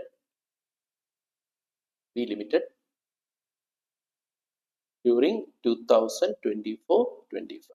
2024-25 mister X എന്ത് ചെയ്തു? ബി ലിമിറ്റഡിന്റെ 1000 ഷെയർസ് വിറ്റു ഫോർ റുപ്പീസ് 2 lakh, 2 ലക്ഷം രൂപ. അപ്പൊ ഇവിടെ എന്തൊക്കെ കാര്യങ്ങൾ അറിയണം? ബി ലിമിറ്റഡിനെ സംബന്ധിച്ചിടത്തോളം നമുക്ക് കോസ്റ്റ് എന്താണ്? Cost of acquisition of 1000 shares in B limited. B ലിമിറ്റഡിൽ ഇയാൾ ഹോൾഡ് ചെയ്യുന്ന 1000 ഷെയർസിന്റെ കോസ്റ്റ് എന്തായിരിക്കും? അത് ആ അമാൽഗമേറ്റിംഗ് കമ്പനിയിൽ ഇയാൾ ആദ്യം മേടിച്ച അതേ ഷെയർ കോസ്റ്റ് തന്നെ ആയിരിക്കും. എത്രയായിരിക്കും? 1 lakh. ഇയാളുടെ holding period of 1000 shares in B Limited from 2016-17. എന്നാണ് ഇയാൾക്ക് അത് ആക്ച്വലി കിട്ടുന്നത്? 2023-24 അയാൾക്ക് കിട്ടുന്നത്. അമാൽഗമേഷൻ നടക്കുമ്പോഴാണ് അയാൾക്ക് അത് കിട്ടുന്നത്. പക്ഷെ ഇതെന്ന് മുതൽ കാൽക്കുലേറ്റ് ചെയ്യണം? From 2016-17 to 2024-25. സ്വാഭാവികമായും ഇതെന്തായി? Long term. ഇത്രയും വർഷമായില്ലേ? ഇനി ക്യാപിറ്റൽ ഗെയിൻ കമ്പ്യൂട്ട് ചെയ്യുമ്പോൾ ഇൻഡെക്സേഷൻ, അടുത്ത എന്താണ്? Indexation of cost of acquisition available. എന്ന് മുതൽ അവൈലബിൾ ആണ്? ഹോൾഡിംഗ് പീരീഡ് നമ്മൾ 16-17 മുതൽ എടുക്കുമെങ്കിലും ഇൻഡെക്സേഷൻ നമുക്ക് അവൈലബിൾ only from 2023-24 അയാൾക്ക് ഇത് ആദ്യമായിട്ട് കിട്ടുന്നത് അല്ലെ? അപ്പോ നമ്മൾ ഇൻഡെക്സ്ഡ് കോസ്റ്റ് ഓഫ് അക്വിസിഷൻ എങ്ങനെ കണ്ടുപിടിക്കും? കോസ്റ്റ് ഓഫ് അക്വിസിഷൻ എത്രയുണ്ട്? 1 lakh into CII of the year of transfer. അപ്പോൾ CII of 2024-25, CII of 2024 divided by CII of 2023-24. 23-24. Not 2016-17. നമ്മൾ 16-17 അല്ല എടുക്കേണ്ടത്. ഏതാണ് എടുക്കേണ്ടത്? 2023. മഞ്ജുള ജെ ഷാ എന്നിവിടെ എടുത്ത് അപ്ലൈ ചെയ്ത് കളയരുത്. ഈ രീതിയിൽ നിങ്ങൾ ഇത് അതാണ് നമ്മളിവിടെ പോയിന്റ്. അപ്പോൾ indexed cost of acquisition 1 lakh into CII of 2024-25 into CII of 2023-24 അല്ലാതെ 2016-17 സോ ഈ ഒരു കാര്യമാണ് നമ്മളിവിടെ ഡീറ്റെയിലായിട്ട് ഇതാ ഇവിടെ കൊടുത്തിരിക്കുന്നത്, അതിനൊരു ചാർട്ട് രൂപത്തിൽ കൊടുത്തിരിക്കുന്നത്. സോ നോക്കിയേ, ഷെയർ ഹോൾഡർ ഓഫ് അമാൽഗമേറ്റിംഗ് കമ്പനിയുടെ കാര്യമാണ് പറഞ്ഞിരിക്കുന്നത്. അമാൽഗമേറ്റഡ് കമ്പനി എന്തായിരിക്കണം? അമാൽഗമേറ്റഡ് കമ്പനി ഇന്ത്യൻ കമ്പനി ആണെന്നിരിക്കട്ടെ. ഇനി share holder is getting shares of amalgamated company ഉള്ളി, പ്രതിഫലമായി അയാൾക്ക് എന്ത് കിട്ടുകയാണ്? അമാൽഗമേറ്റഡ് കമ്പനിയുടെ ഷെയർ ആണ് കിട്ടുന്നത്. അങ്ങനെയാണെങ്കിൽ നമുക്കറിയാം രണ്ട് കണ്ടീഷനും സാറ്റിസ്ഫൈ ആയി. എന്തൊക്കെയാണ്? ഒന്ന്, ഇന്ത്യൻ കമ്പനിയാണ്. രണ്ട്, ഷെയർ നമുക്ക് പ്രതിഫലമായി കിട്ടുന്നത് എന്താണ്? ഷെയർ ആണ്. അങ്ങനെ വരുമ്പോൾ നമുക്കറിയാം it is not treated as transfer, hence no capital point, no capital. പിന്നെന്താണ്? നമ്മുടെ ന്യൂ ഷെയർ നമുക്ക് കിട്ടുകയാണ്. ന്യൂ ഷെയർ ആകുമ്പോൾ അതിന്റെ കോസ്റ്റ് എന്താണ് എടുക്കുക? പഴയതിന്റെ കോസ്റ്റ്. ഇപ്പൊ നമ്മൾ എക്സാമ്പിളിൽ കണ്ടു. ഇനി ഹോൾഡിംഗ് പീരീഡ് എന്ന് മുതലാണ് എടുക്കുക? ഫ്രം ഓൾഡ്, അന്നത്തെ മുതൽ 2016 മുതലുള്ളതാണ് ഹോൾഡിംഗ് പീരീഡ് എടുക്കുക. ഇനി ഇൻഡെക്സേഷൻ ബെനിഫിറ്റ് എന്ന് മുതലാണ്? പുതിയത് കിട്ടിയത് മുതൽ. നമ്മൾ ഇപ്പൊ കണ്ട എക്സാമ്പിൾ കണ്ട് 2023-24 മുതലുള്ള ഇൻഡെക്സേഷനെ നമുക്ക് എന്ത് ചെയ്യത്തുള്ളൂ? കിട്ടത്തുള്ളൂ. ഇനി ഷെയർ ഹോൾഡർ ഈസ് ഗെറ്റിംഗ്, വേറൊരു സംഭവം, അമാൽഗമേറ്റഡ് കമ്പനി എന്ന് പറയുന്നത് ഇന്ത്യൻ കമ്പനി തന്നെയാണ്. പക്ഷെ ഷെയർ ഹോൾഡർ പകരം ഷെയർ അല്ല മേടിക്കുന്നത്, പകരം അയാൾ എന്താണ് മേടിക്കുന്നത്? ക്യാഷ് ആണ് മേടിക്കുന്നത്. Is getting cash or other asset, മറ്റ് അസറ്റോ ക്യാഷോ ആണ് അവർ പ്രതിഫലമായി മേടിക്കുന്നതെങ്കിൽ അതെന്തായിട്ട് കണക്കാക്കും? It is treated as transfer, treated as transfer and capital gain is applicable. Capital gain എന്താവും? ആപ്ലിക്കബിൾ. സോ രണ്ട് കണ്ടീഷനും സാറ്റിസ്ഫൈ ആവണം. നമ്മൾ അമാൽഗമേറ്റഡ് കമ്പനി ഒരു ഇന്ത്യൻ കമ്പനി ആയിരിക്കണം. അതുപോലെ തന്നെ ഷെയർ ഹോൾഡർക്ക് കിട്ടേണ്ട പ്രതിഫലം ഏത് രൂപത്തിലായിരിക്കണം? ഷെയറിന്റെ രൂപത്തിൽ ആയിരിക്കണം. അമാൽഗമേറ്റഡ് കമ്പനിയുടെ ഷെയറിന്റെ രൂപത്തിലാവണം. ഇനി എന്താണ്? Amalgamated company is not an Indian company. Amalgamated company എന്തല്ല? ഇന്ത്യൻ കമ്പനി അല്ല. അപ്പൊ പിന്നെ നമ്മൾ വേറെ ഒന്നും നോക്കേണ്ട ആവശ്യമൊന്നുമില്ല. Treated as capital gain, treated as transfer and capital gain is applicable. ഇനി മറ്റൊന്ന് പറയാണ്, amalgamation is not as per 2(1)(b). മറന്നു പോകരുത്, 2(1)(b)യിൽ എല്ലാ അസറ്റും ലൈബിലിറ്റിയും അമാൽഗമേറ്റഡ് കമ്പനിയിലേക്ക് പോയിരിക്കണം. 75% ഷെയർ ഹോൾഡ് ചെയ്യുന്ന ആൾക്കാർ അമാൽഗമേറ്റഡ് കമ്പനിയിലേക്ക് പോയിരിക്കണം, അല്ലെ? അങ്ങനെയല്ല അമാൽഗമേഷൻ പർച്ചേസ് വഴിയാണ് അമാൽഗമേഷൻ നടന്നിരിക്കുന്നതെങ്കിലും treated as transfer and capital gain is. So ഇതാണ് നമ്മളിപ്പോ എന്തിനെ പറ്റി കണ്ടത്? നമ്മൾ ക്യാപിറ്റൽ അമാൽഗമേഷൻ നടക്കുമ്പോൾ ഷെയർ ഹോൾഡർക്ക് സംഭവിക്കുന്ന കാര്യങ്ങളാണ് ഡിസ്കസ് ചെയ്യുക. സോ നമ്മളിപ്പോൾ കണ്ട് എന്താണ് അമാൽഗമേഷൻ, അമാൽഗമേഷന്റെ മീനിങ് എന്താണ്, അമാൽഗമേഷൻ നടന്നാൽ അതിലെ ഷെയർ അമാൽഗമേറ്റിംഗ് കമ്പനിയുടെ ഷെയർ ഹോൾഡർക്ക് സംഭവിക്കുന്ന ടാക്സ് ഇംപ്ലിക്കേഷൻസ് എന്തൊക്കെയാണ്? ഇത്രയുമാണ് നമ്മളിപ്പോൾ ഇവിടെ കണ്ടത്. ഓക്കെ, അപ്പൊ നമ്മളിപ്പോ അമാൽഗമേഷന്റെ ഭാഗമായിട്ട് അമാൽഗമേറ്റിംഗ് കമ്പനിയുടെ ഷെയർ ഹോൾഡർക്ക് സംഭവിക്കുന്ന കാര്യങ്ങൾ ഇനി അടുത്തതായിട്ട് അമാൽഗമേഷൻ നടക്കുമ്പോൾ അമാൽഗമേറ്റിംഗ് കമ്പനിക്ക് ഉണ്ടാകുന്ന ടാക്സ് ഇംപ്ലിക്കേഷൻസ് എന്തൊക്കെയാണ്? ഒന്ന് ആലോചിച്ച് നോക്കിയാൽ അറിയാം. അമാൽഗമേറ്റിംഗ് കമ്പനി അതിന്റെ നമ്മൾ പറഞ്ഞു 2(1)(b) പ്രകാരം എല്ലാ അസറ്റും ലൈബിലിറ്റിയും കൈമാറും. എല്ലാ അസറ്റ് ലൈബിലിറ്റി അവിടെ നിൽക്കട്ടെ, ലൈബിലിറ്റി കൈമാറുകയാണ്. പക്ഷെ അസറ്റ് കൈമാറുക എന്ന് പറഞ്ഞാൽ അസറ്റ് എന്ന് പറയുമ്പോൾ ക്യാപിറ്റൽ അസറ്റ്സ് ഉൾപ്പെടെയല്ലേ കൈമാറുക? ഒരു കമ്പനി ആകുമ്പോൾ അതിന് ഒരുപാട് ക്യാപിറ്റൽ അസറ്റ് ഉണ്ട്. ഡിപ്രീഷ്യബിൾ അസറ്റുകളെല്ലാം ക്യാപിറ്റൽ അസറ്റ് ആണ്. പിന്നെ ലാൻഡ്, ബിൽഡിംഗ്, ലാൻഡ് ഉണ്ടെങ്കിൽ അത് ക്യാപിറ്റൽ അസറ്റ് ആണ്. ഇതെല്ലാം ഇങ്ങനെ അമാൽഗമേഷന്റെ ഭാഗമായിട്ട് ഇവരുടെ അസറ്റ് ട്രാൻസ്ഫർ ചെയ്യുമ്പോൾ ശരിക്കും പറഞ്ഞാൽ ഇവരുടെ ക്യാപിറ്റൽ അസറ്റ് ഉൾപ്പെടെയാണ് ട്രാൻസ്ഫർ ചെയ്യുന്നത്. ക്യാപിറ്റൽ അസറ്റ് ട്രാൻസ്ഫർ ചെയ്ത് കഴിഞ്ഞാൽ അവിടെ എന്തുണ്ടാകും? നമ്മൾ തൊട്ട് മുമ്പേ കണ്ടതുപോലെ തന്നെ ക്യാപിറ്റൽ ഗെയിൻ ഉണ്ടാകും. അപ്പോൾ അത്തരം ക്യാപിറ്റൽ ഗെയിനിനെ പറ്റിയിട്ടുള്ള ഡിസ്കഷനാണ് നമ്മൾ ഇനി അമാൽഗമേറ്റിംഗ് കമ്പനിയുടെ കാര്യത്തിൽ സംഭവിക്കാൻ പോകുന്നത്. നോക്കുക, അപ്പൊ amalgamation and amalgamating company. Again ഇവിടെ സെക്ഷൻ 47 ആപ്ലിക്കബിൾ ആവുകയാണ്. സെക്ഷൻ 47 പറയുകയാണെങ്കിൽ 47 നമ്മൾ നേരത്തെ 47(7) നേരത്തെ കണ്ടു. 47(6) any transfer in a scheme of amalgamation. അപ്പോൾ അമാൽഗമേഷൻ എന്നുള്ള വാക്ക് കേൾക്കുമ്പോൾ നമ്മുടെ മനസ്സിലേക്ക് വരേണ്ട സെക്ഷൻ ഏതാണ്? 2(1)(b). അത് മറന്നുപോകരുത്. സോ ഒരു അമാൽഗമേഷൻ നടക്കുകയാണ്. ആ അമാൽഗമേഷന്റെ ഭാഗമായിട്ട് ഒരു ട്രാൻസ്ഫർ നടക്കും. എന്താണ് transfer? A capital asset by ആര് ട്രാൻസ്ഫർ ചെയ്യുന്നു? Amalgamating company. ആർക്ക് കൊടുക്കുന്നു? അമാൽഗമേറ്റഡ് കമ്പനിക്ക് കൊടുക്കുന്നു. Is not treated as transfer. ആ കൈമാറ്റത്തെ നമ്മൾ ട്രാൻസ്ഫർ ആയിട്ട് കണക്കാക്കേണ്ട ആവശ്യം, അതുകൊണ്ട് തന്നെ അതിനെന്തുണ്ടാവുകയുമില്ല. It's not liable to capital gain. Provided എന്താണ്? Provided the amalgamated company is an Indian company. നേരത്തെ പറഞ്ഞതുപോലെ തന്നെ ഈ ഏറ്റെടുക്കുന്ന കമ്പനി എന്തായിരിക്കണം? ഇന്ത്യൻ കമ്പനി ആയിരിക്കും. നമ്മൾ നേരത്തെ പറഞ്ഞ പോലെ എക്സ് ലിമിറ്റഡിൽ നിന്ന് എങ്ങോട്ട് പോവുകയാണ്? Y limited. എക്സ് ലിമിറ്റഡ് നമ്മുടെ അമാൽഗമേറ്റിംഗ് ഇത് അമാൽഗമേറ്റ്. എക്സ് ലിമിറ്റഡിൽ നിന്ന് ക്യാപിറ്റൽ അസറ്റ്സ് എങ്ങോട്ട് പോവാണ്? അമാൽഗമേറ്റിംഗ് പോവാണ്. ഇത് എന്തല്ല, നോട്ട് ട്രാൻസ്ഫർ. അതുകൊണ്ട് തന്നെ നോ ക്യാപിറ്റൽ ഗെയിൻ. പക്ഷെ കണ്ടീഷൻ ഉണ്ട്. എന്താണ് കണ്ടീഷൻ? No capital gain. എന്താണ് കണ്ടീഷൻ? വൈ ലിമിറ്റഡ് എന്ന് പറയുന്നത് എന്തായിരിക്കണം? ഒരു ഇന്ത്യൻ കമ്പനി. വൈ ലിമിറ്റഡ് എന്ന് പറയുന്നത് must be an Indian company. മാത്രമല്ല ഈ ഇടപാടെന്ന് പറയുന്നത് ഏതിനകത്ത് കവേർഡ് ആയിരിക്കണം? 1B പ്രകാരമുള്ള ഇടപാടും. 21B ഞാൻ വീണ്ടും ആവർത്തിക്കാം. 21B എന്ന് പറയുമ്പോൾ അതിനകത്ത് എന്തൊക്കെ കാര്യങ്ങളാണ് വരിക? 21B എന്ന് പറയുമ്പോൾ എന്തൊക്കെ കാര്യങ്ങളാണ് വരിക? എന്തൊക്കെ കാര്യങ്ങളാണ് 21Bക്കകത്ത് വരിക? എല്ലാ അസറ്റും എല്ലാ ലൈബിലിറ്റിയും അമാൽഗമേറ്റഡ് കമ്പനിയിലേക്ക് പോയിരിക്കണം. അസറ്റ് മാത്രമല്ല ലൈബിലിറ്റി പോയിരിക്കണം. അമാൽഗമേറ്റിംഗ് കമ്പനിയുടെ മൊത്തം ഷെയറിന്റെ 75% ഹോൾഡ് ചെയ്യുന്ന ആൾക്കാരും എങ്ങോട്ട് പോയിരിക്കും? അമാൽഗമേറ്റഡ് കമ്പനിക്ക് പോയിരിക്കും. എങ്കിൽ മാത്രമേ ഇത് ട്രാൻസ്ഫർ അല്ലാതെ ഇരിക്കുകയും ക്യാപിറ്റൽ ഗെയിൻ വരാതിരിക്കുകയും ചെയ്യും. മാത്രമല്ല വൈ ലിമിറ്റഡ് എന്തായിരിക്കും വേണം? ഒരു ഇന്ത്യൻ കമ്പനി. അത് പറഞ്ഞിരിക്കുന്നത് 47(6)ലാണ്, 21Bയിലല്ല. 21Bയും 47(6)ഉം കൂടെ ഒരുമിച്ചാൽ മാത്രമേ അവിടെ ക്യാപിറ്റൽ ഗെയിനിൽ നിന്ന് എക്സംഷൻ കിട്ടത്തുള്ളൂ. So if amalgamation does not satisfy condition of 21B and 47(6), then exemption is not available. 21Bയിലെ രണ്ട് കണ്ടീഷനും എന്താണ്? 47(6)ലെ കണ്ടീഷനും ഒരുമിച്ച് വന്നാൽ മാത്രമേ നമുക്ക് അവിടെ ക്യാപിറ്റൽ ഗെയിൻ എക്സംഷൻ കിട്ടത്തുള്ളൂ. വ്യക്തമാണ്? ഓക്കെ. സോ അതാണ് ഇവിടെ അതിന്റെ പോയിന്റ് ആണ് ഇവിടെ നിങ്ങൾക്ക് കാണാൻ പറ്റും. നേരത്തെ നമ്മൾ ഷെയർ ഹോൾഡറുടെ കാര്യം പറഞ്ഞ പോലെ തന്നെ ഇവിടെ ആരുടെ കാര്യം പറയണം? അമാൽഗമേറ്റിംഗ് കമ്പനിയുടെ കാര്യം പറയാണ്.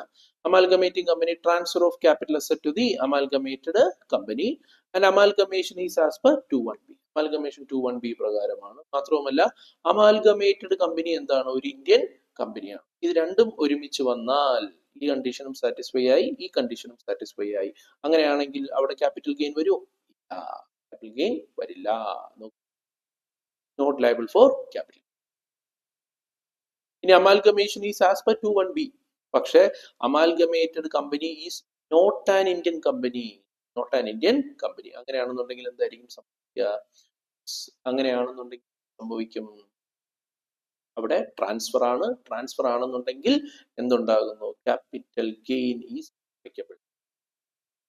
സിമ്പിൾ. എന്തൊക്കെ പറഞ്ഞാലും amalgamation is not as per 21B. Amalgamation ഏത് പ്രകാരമല്ല? 21B പ്രകാരമല്ല. അങ്ങനെയാണെന്നുണ്ടെങ്കിൽ എന്ത് സംഭവിക്കും? ക്യാപിറ്റൽ ഗെയിൻ ഒന്നും നോക്കാനില്ല. ക്യാപിറ്റൽ ഗെയിൻ ഈസ് നോക്കൂ, എത്രയോ ലളിതമായ കാര്യമാണ്.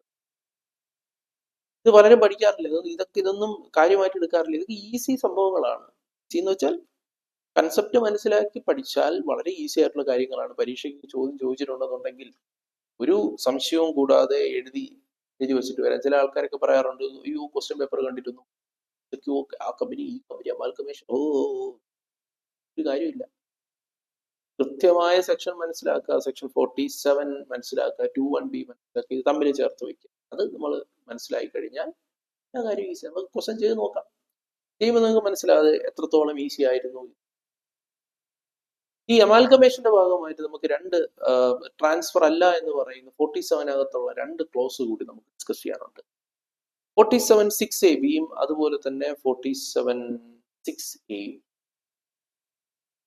ആദ്യം നമുക്ക് 6A നോക്കാം. 6A നോക്കിയിട്ട് 6AB-യിലേക്ക് വരും. അതായത് ഇവിടെ ഞാൻ പറയണ ഇപ്പൊ രണ്ട് വിദേശ കമ്പനികൾ തമ്മിൽ അമാൽഗമേഷൻ നടക്കുകയാണ്. ഇപ്പൊ രണ്ട് ഫോറിൻ കമ്പനികൾ തമ്മിൽ അമാൽഗമേഷൻ നടക്കുകയാണ്. ഈ ഫോറിൻ കമ്പനികൾ തമ്മിൽ അമാൽഗമേഷൻ നടക്കുന്നതിന് ഇന്ത്യയിൽ എന്താണ് അതിന്റെ ടാക്സ് ഇംപ്ലിക്കേഷൻ വരും? ഇപ്പോ രണ്ട് ഫോറിൻ കമ്പനികൾ തമ്മിൽ അമാൽഗമേഷൻ നടക്കും. AINC. INC നമ്മൾ വിദേശ കമ്പനികളെ സൂചിപ്പിക്കാൻ വേണ്ടി നമ്മൾ ഇന്ത്യൻ കമ്പനിയെ ലിമിറ്റഡ് എന്ന് പറയില്ല. അതുപോലെ ഫോറിൻ കമ്പനികളെ സൂചിപ്പിക്കാനാണ് നമ്മൾ INC എന്ന് ഉദ്ദേശിക്കുന്നത്. ഇപ്പൊ AINCയും എന്താണ്? AINCയും PINCയും തമ്മിൽ അമാൽഗമേഷൻ നടക്കുക. ഇത് രണ്ടും ഫോറിൻ കമ്പനികളാണ്. അതുകൊണ്ട് നമുക്ക് ഇതിനെ FC എന്ന് രണ്ടും ഫോറിൻ കമ്പനികൾ.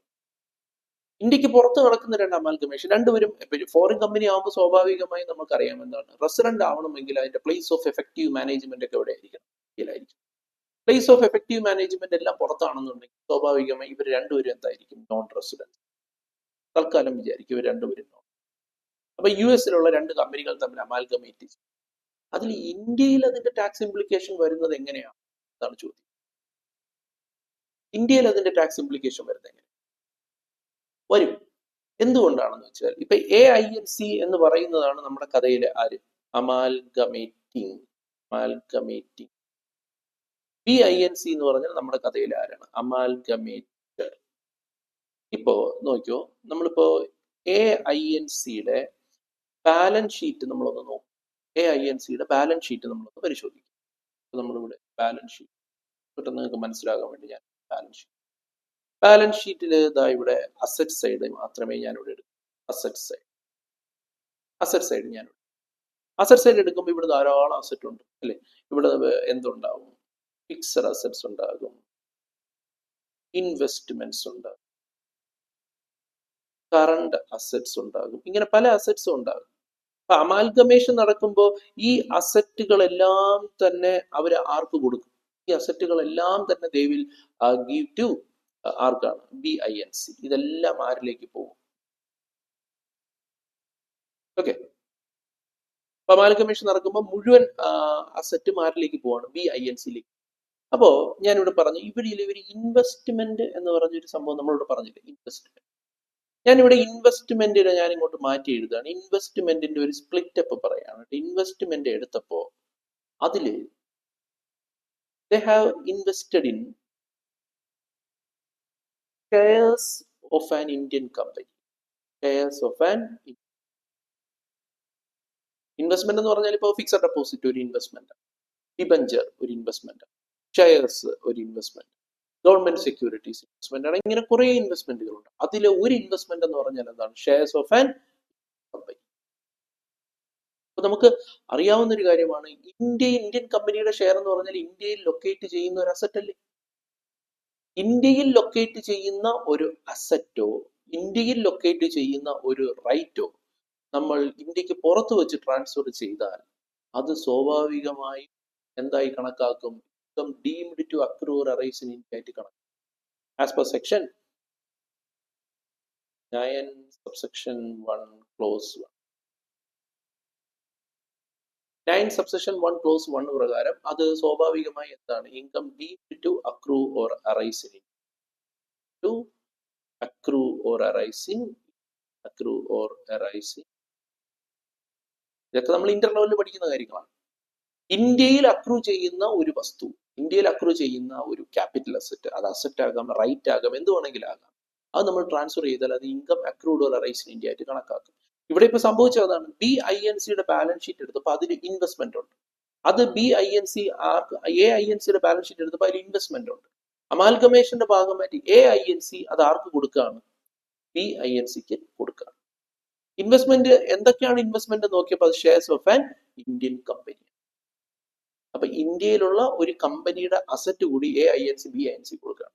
ഇന്ത്യയിലുള്ള കമ്പനിയുടെ ഷെയർ എന്ന് പറഞ്ഞാൽ അത് എവിടെയുള്ള ഷെയർ ആണ്? ഇന്ത്യയിലുള്ള ഷെയർ അല്ലേ, ഇന്ത്യയിലുള്ള അസറ്റ് അല്ലേ. അപ്പൊ സ്വാഭാവികമായും BINCക്ക് അത് കൊടുക്കുമ്പോൾ അത് ഇൻകം അക്രൂഡ് ഇൻ ഇന്ത്യ. അപ്പൊ ആ ട്രാൻസാക്ഷൻ എന്തായിട്ട് കണക്കാക്കും? Income accrued in India. അപ്പൊ നമുക്ക് എന്ത് ഇൻകം? ക്യാപിറ്റൽ ഗെയിൻ വരണം. അപ്പോഴാണ് ഈ ഒരു സെക്ഷൻ നോക്കിയത് 47(6)(a). എന്താണ് 47(6)(a) പറയുന്നത്? നമുക്ക് നോക്കാം. As per section 47(6)(a), any transfer in a scheme of amalgamation, a scheme of amalgamation of a capital asset being a share or shares held in an Indian company by the amalgamating foreign company. Amalgamating foreign company, നമ്മുടെ കഥയിലെ AINC ആണ് amalgamating foreign company. അമാൽഗമേഷന്റെ ഭാഗമായിട്ട് അത് ആർക്ക് നൽകി? Amalgamated foreign കമ്പനിക്ക് കൊടുത്തു. അങ്ങനെയാണെങ്കിൽ ആ ട്രാൻസ്ഫറിനെ നോട്ട് ട്രീറ്റഡ് ആസ് ട്രാൻസ്ഫർ, നമ്മൾ അതിനെ ട്രാൻസ്ഫർ ആയി കണക്കാക്കണ്ട. Hence not liable to capital gain. Provided, പക്ഷെ പ്രൊവൈഡഡ് എന്താണ്? Provided at least 25% of shareholders of amalgamating foreign company continue to remain shareholders of the amalgamated foreign company.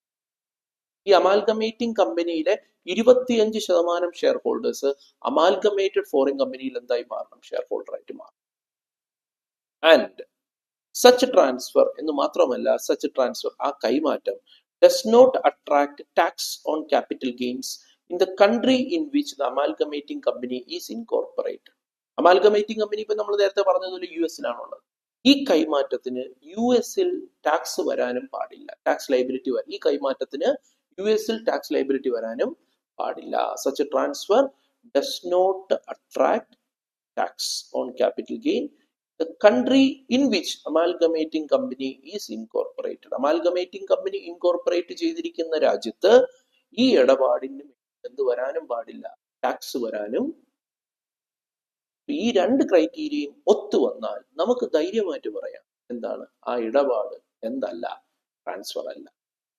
Otherwise ഈ condition satisfy ചെയ്യുന്നില്ല എന്നുണ്ടെങ്കിൽ നോക്കൂ, AINC ഇന്ത്യൻ കമ്പനിയുടെ share അമാൽഗമേഷന്റെ ഭാഗമായിട്ട് BINCക്ക് കൈമാറിയാൽ അതെന്തായി മാറും, ട്രാൻസ്ഫർ ആയിട്ട് മാറുകയും അതിന് AINCയുടെ കയ്യിൽ ക്യാപിറ്റൽ ഗെയിൻ കമ്പ്യൂട്ട് ചെയ്യുകയും ടാക്സ് അടയ്ക്കുകയും, ഗെയിൻ ഉണ്ടെങ്കിൽ ടാക്സ് അടയ്ക്കുകയും ചെയ്യും. അപ്പോൾ കണ്ടീഷൻ എന്തൊക്കെയാണ് പറഞ്ഞത്, ഇത് ട്രാൻസ്ഫർ അല്ലാതിരിക്കണമെന്നുണ്ടെങ്കിൽ AINCയുടെ 25% ഷെയർ ഹോൾഡർ BINCയിലെ ഷെയർ ഹോൾഡേഴ്സായി മാറുകയും, AINC എന്ന് പറയുന്ന അമാൽഗമേറ്റിംഗ് കമ്പനി ഇപ്പൊ ഏത് രാജ്യത്താണോ ആ രാജ്യത്ത് എന്തുണ്ടാകാനും പാടില്ല, ആ രാജ്യത്ത് ഈ ഇടപാടിന് ടാക്സ് ലൈബിലിറ്റി വരാനും പാടില്ല. So I hope it is clear. ഇതാണ് 47(6)(a). ഇനി ഒരു സെക്ഷനും കൂടിയാണ് 47(6)(a). ഇത് കുറച്ചുകൂടി കടന്നു പറയുന്ന കാര്യമാണ്. ഈ സെയിം കൺസെപ്റ്റ് തന്നെയാണ്. നോക്കി 47(6)(a). Any transfer in a scheme of amalgamation. Amalgamation നടക്കും. അമാൽഗമേഷൻ എന്നുള്ള വാക്ക് കേൾക്കുമ്പോൾ നിങ്ങൾ ഉടനെ 2(1)(b)ലേക്ക് പോകണം കേട്ടോ. Any transfer in a scheme of amalgamation of a capital asset being a share of a foreign company. നേരത്തെ നമ്മൾ ഷെയർ ഓഫ് എൻ ഇന്ത്യൻ കമ്പനിയാണ് ട്രാൻസ്ഫർ ചെയ്തെങ്കിൽ ഇവിടെ ഷെയർ ഓഫ് എ ഫോറിൻ കമ്പനിയാണ് ട്രാൻസ്ഫർ ചെയ്യുന്നത്. referred to in explanation 5 of 911, which derives directly or indirectly its value substantially from the share or shares of an Indian company held by the amalgamating foreign company to the amalgamated foreign company. അതായത് ഇപ്പൊ same സംഭവം, ഇതിനകത്ത് സംശയിക്കേണ്ട ആവശ്യമൊന്നുമില്ല, ഇത് easy ആയിട്ടുള്ള സംഭവം തന്നെയാണ്. കേസ് ഇത് തന്നെയാണ്. നമ്മുടെ AINC BINCക്ക് അമാൽഗമേഷൻ നടക്കുക. ഇതിന്റെ ഭാഗമായിട്ട് AINC എന്ത് ചെയ്തു, അവരുടെ ഷെയർ എല്ലാം, അവരുടെ അസറ്റ്സ് എല്ലാം ആർക്ക് കൈമാറുക, BINCക്ക് കൈമാറുക. അസറ്റ്സ് കൈമാറുമ്പോൾ അവരുടെ ബാലൻസ് ഷീറ്റ് എടുത്തപ്പോൾ ഇവിടെ നമ്മൾ നേരത്തെ പറഞ്ഞ പോലെ എന്തുണ്ട്, ഇൻവെസ്റ്റ്മെന്റ്. ഇവിടെ പക്ഷെ ഇൻവെസ്റ്റ്മെന്റ് എന്ന് പറഞ്ഞു നോക്കി, ഇവിടെ നോക്കി ഷെയർസ് ഓഫ് ആൻ ഇന്ത്യൻ കമ്പനിയാണ് നമ്മൾ നേരത്തെ പറഞ്ഞെങ്കിൽ ഇവിടെ പറയുന്നത് shares of A foreign company. ഒരു ഫോറിൻ കമ്പനിയുടെ ഷെയർ ആണ് ഇവർ കൈമാറുന്നത്. നേരത്തെ ഇന്ത്യൻ കമ്പനി ആയിരുന്നെങ്കിൽ അത് ഡയറക്ട്ലി എന്താവും, deemed to accrue rise in India ആവും. പക്ഷെ ഇത്തവണ ഇവർ കൈമാറുന്നത് എന്താണ്, ഒരു ഫോറിൻ കമ്പനിയുടെ ഷെയർ ആണ്. അപ്പൊ നോക്കൂ, ഇതിന് യാതൊരു ബന്ധവുമില്ല, ഇന്ത്യയുമായി യാതൊരു ബന്ധവുമില്ല. ഈ AINC BINC എന്താണ്, AINC BINC ഫോറിൻ കമ്പനികളാണ്. AINCക്ക് വേറൊരു ഫോറിൻ കമ്പനിയുടെ ഷെയർ ആണ് കയ്യിലിരിക്കുന്നത്. ഇന്ത്യയുമായി യാതൊരു ബന്ധവുമില്ല. ഫോറിൻ കമ്പനി എന്ന് പറഞ്ഞപ്പോൾ ഉദാഹരണത്തിന് CINC ആണെന്ന് വെച്ചു. CINC എന്തല്ല, ഇന്ത്യൻ കമ്പനിയാണ്. അപ്പൊ ഇന്ത്യയുമായി യാതൊരു ബന്ധവുമില്ല. പക്ഷെ വിഷയം എന്താണെന്ന് വെച്ചാൽ ഈ CINC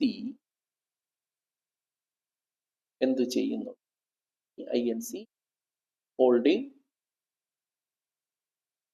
shares in an Indian company എന്ത് ചെയ്യുന്നുണ്ട്, CINC എന്ത് ചെയ്യുന്നുണ്ട്, ഇന്ത്യൻ കമ്പനിയിലെ ഷെയർ ഹോൾഡ് ചെയ്യുന്നുണ്ട്. അപ്പൊ എന്ത് ശരിക്കും സംഭവിക്കുന്നത് എന്താണ്, ഈ CINCയുടെ ഷെയർ ഇപ്പൊ ആരുടെ കയ്യിലാണ് ഇരിക്കുന്നത്, AINCയുടെ കയ്യിലാണ് ഇരിക്കുന്നത്. അപ്പൊ AINCയുടെ കയ്യിൽ എന്തുണ്ട്, CINC ഷെയർസ് ഉണ്ട് അല്ലെ. ഈ CINCക്ക് എന്തുണ്ട്, ഇന്ത്യൻ കമ്പനിയുടെ ഷെയർ ഉണ്ട്. അപ്പൊ ഇൻഡയറക്ട്ലി നമ്മളൊന്ന് ആലോചിച്ചാൽ മതി, ഇൻഡയറക്ട്ലി ഡയറക്ട്ലി എന്ത് ഹോൾഡ് ചെയ്യുന്നുണ്ട്, CINCയുടെ ഷെയർ ഹോൾഡ് ചെയ്യുകയും അതുവഴി എന്ത് ഹോൾഡ് ചെയ്യുകയും ചെയ്യാണ്, ഇന്ത്യൻ കമ്പനിയുടെ ഷെയർ എന്ത് ചെയ്യാണ്, ഹോൾഡ് ചെയ്യാണ്. ഇൻഡയറക്ട്ലി എവിടെ ഹോൾഡ് ചെയ്യാണ്, ഇന്ത്യൻ കമ്പനിയുടെ ഷെയർ ഹോൾഡ് ചെയ്യാണ്. അതാണ് ഇപ്പൊ AINC ആർക്ക് കൊടുത്തിരിക്കുന്നത്, BINC കൊടുത്തിരിക്കുന്നത്. അപ്പൊ BINCക്ക് കൊടുക്കുക വഴി സംഭവിക്കുന്നു, AINC ഇന്ത്യൻ കമ്പനിയുടെ ഷെയറിന്റെ മേലുള്ള റൈറ്റ് ഇൻഡയറക്ട്ലി എന്ത് ചെയ്യാം, കൈമാറും. ശരിയല്ലേ?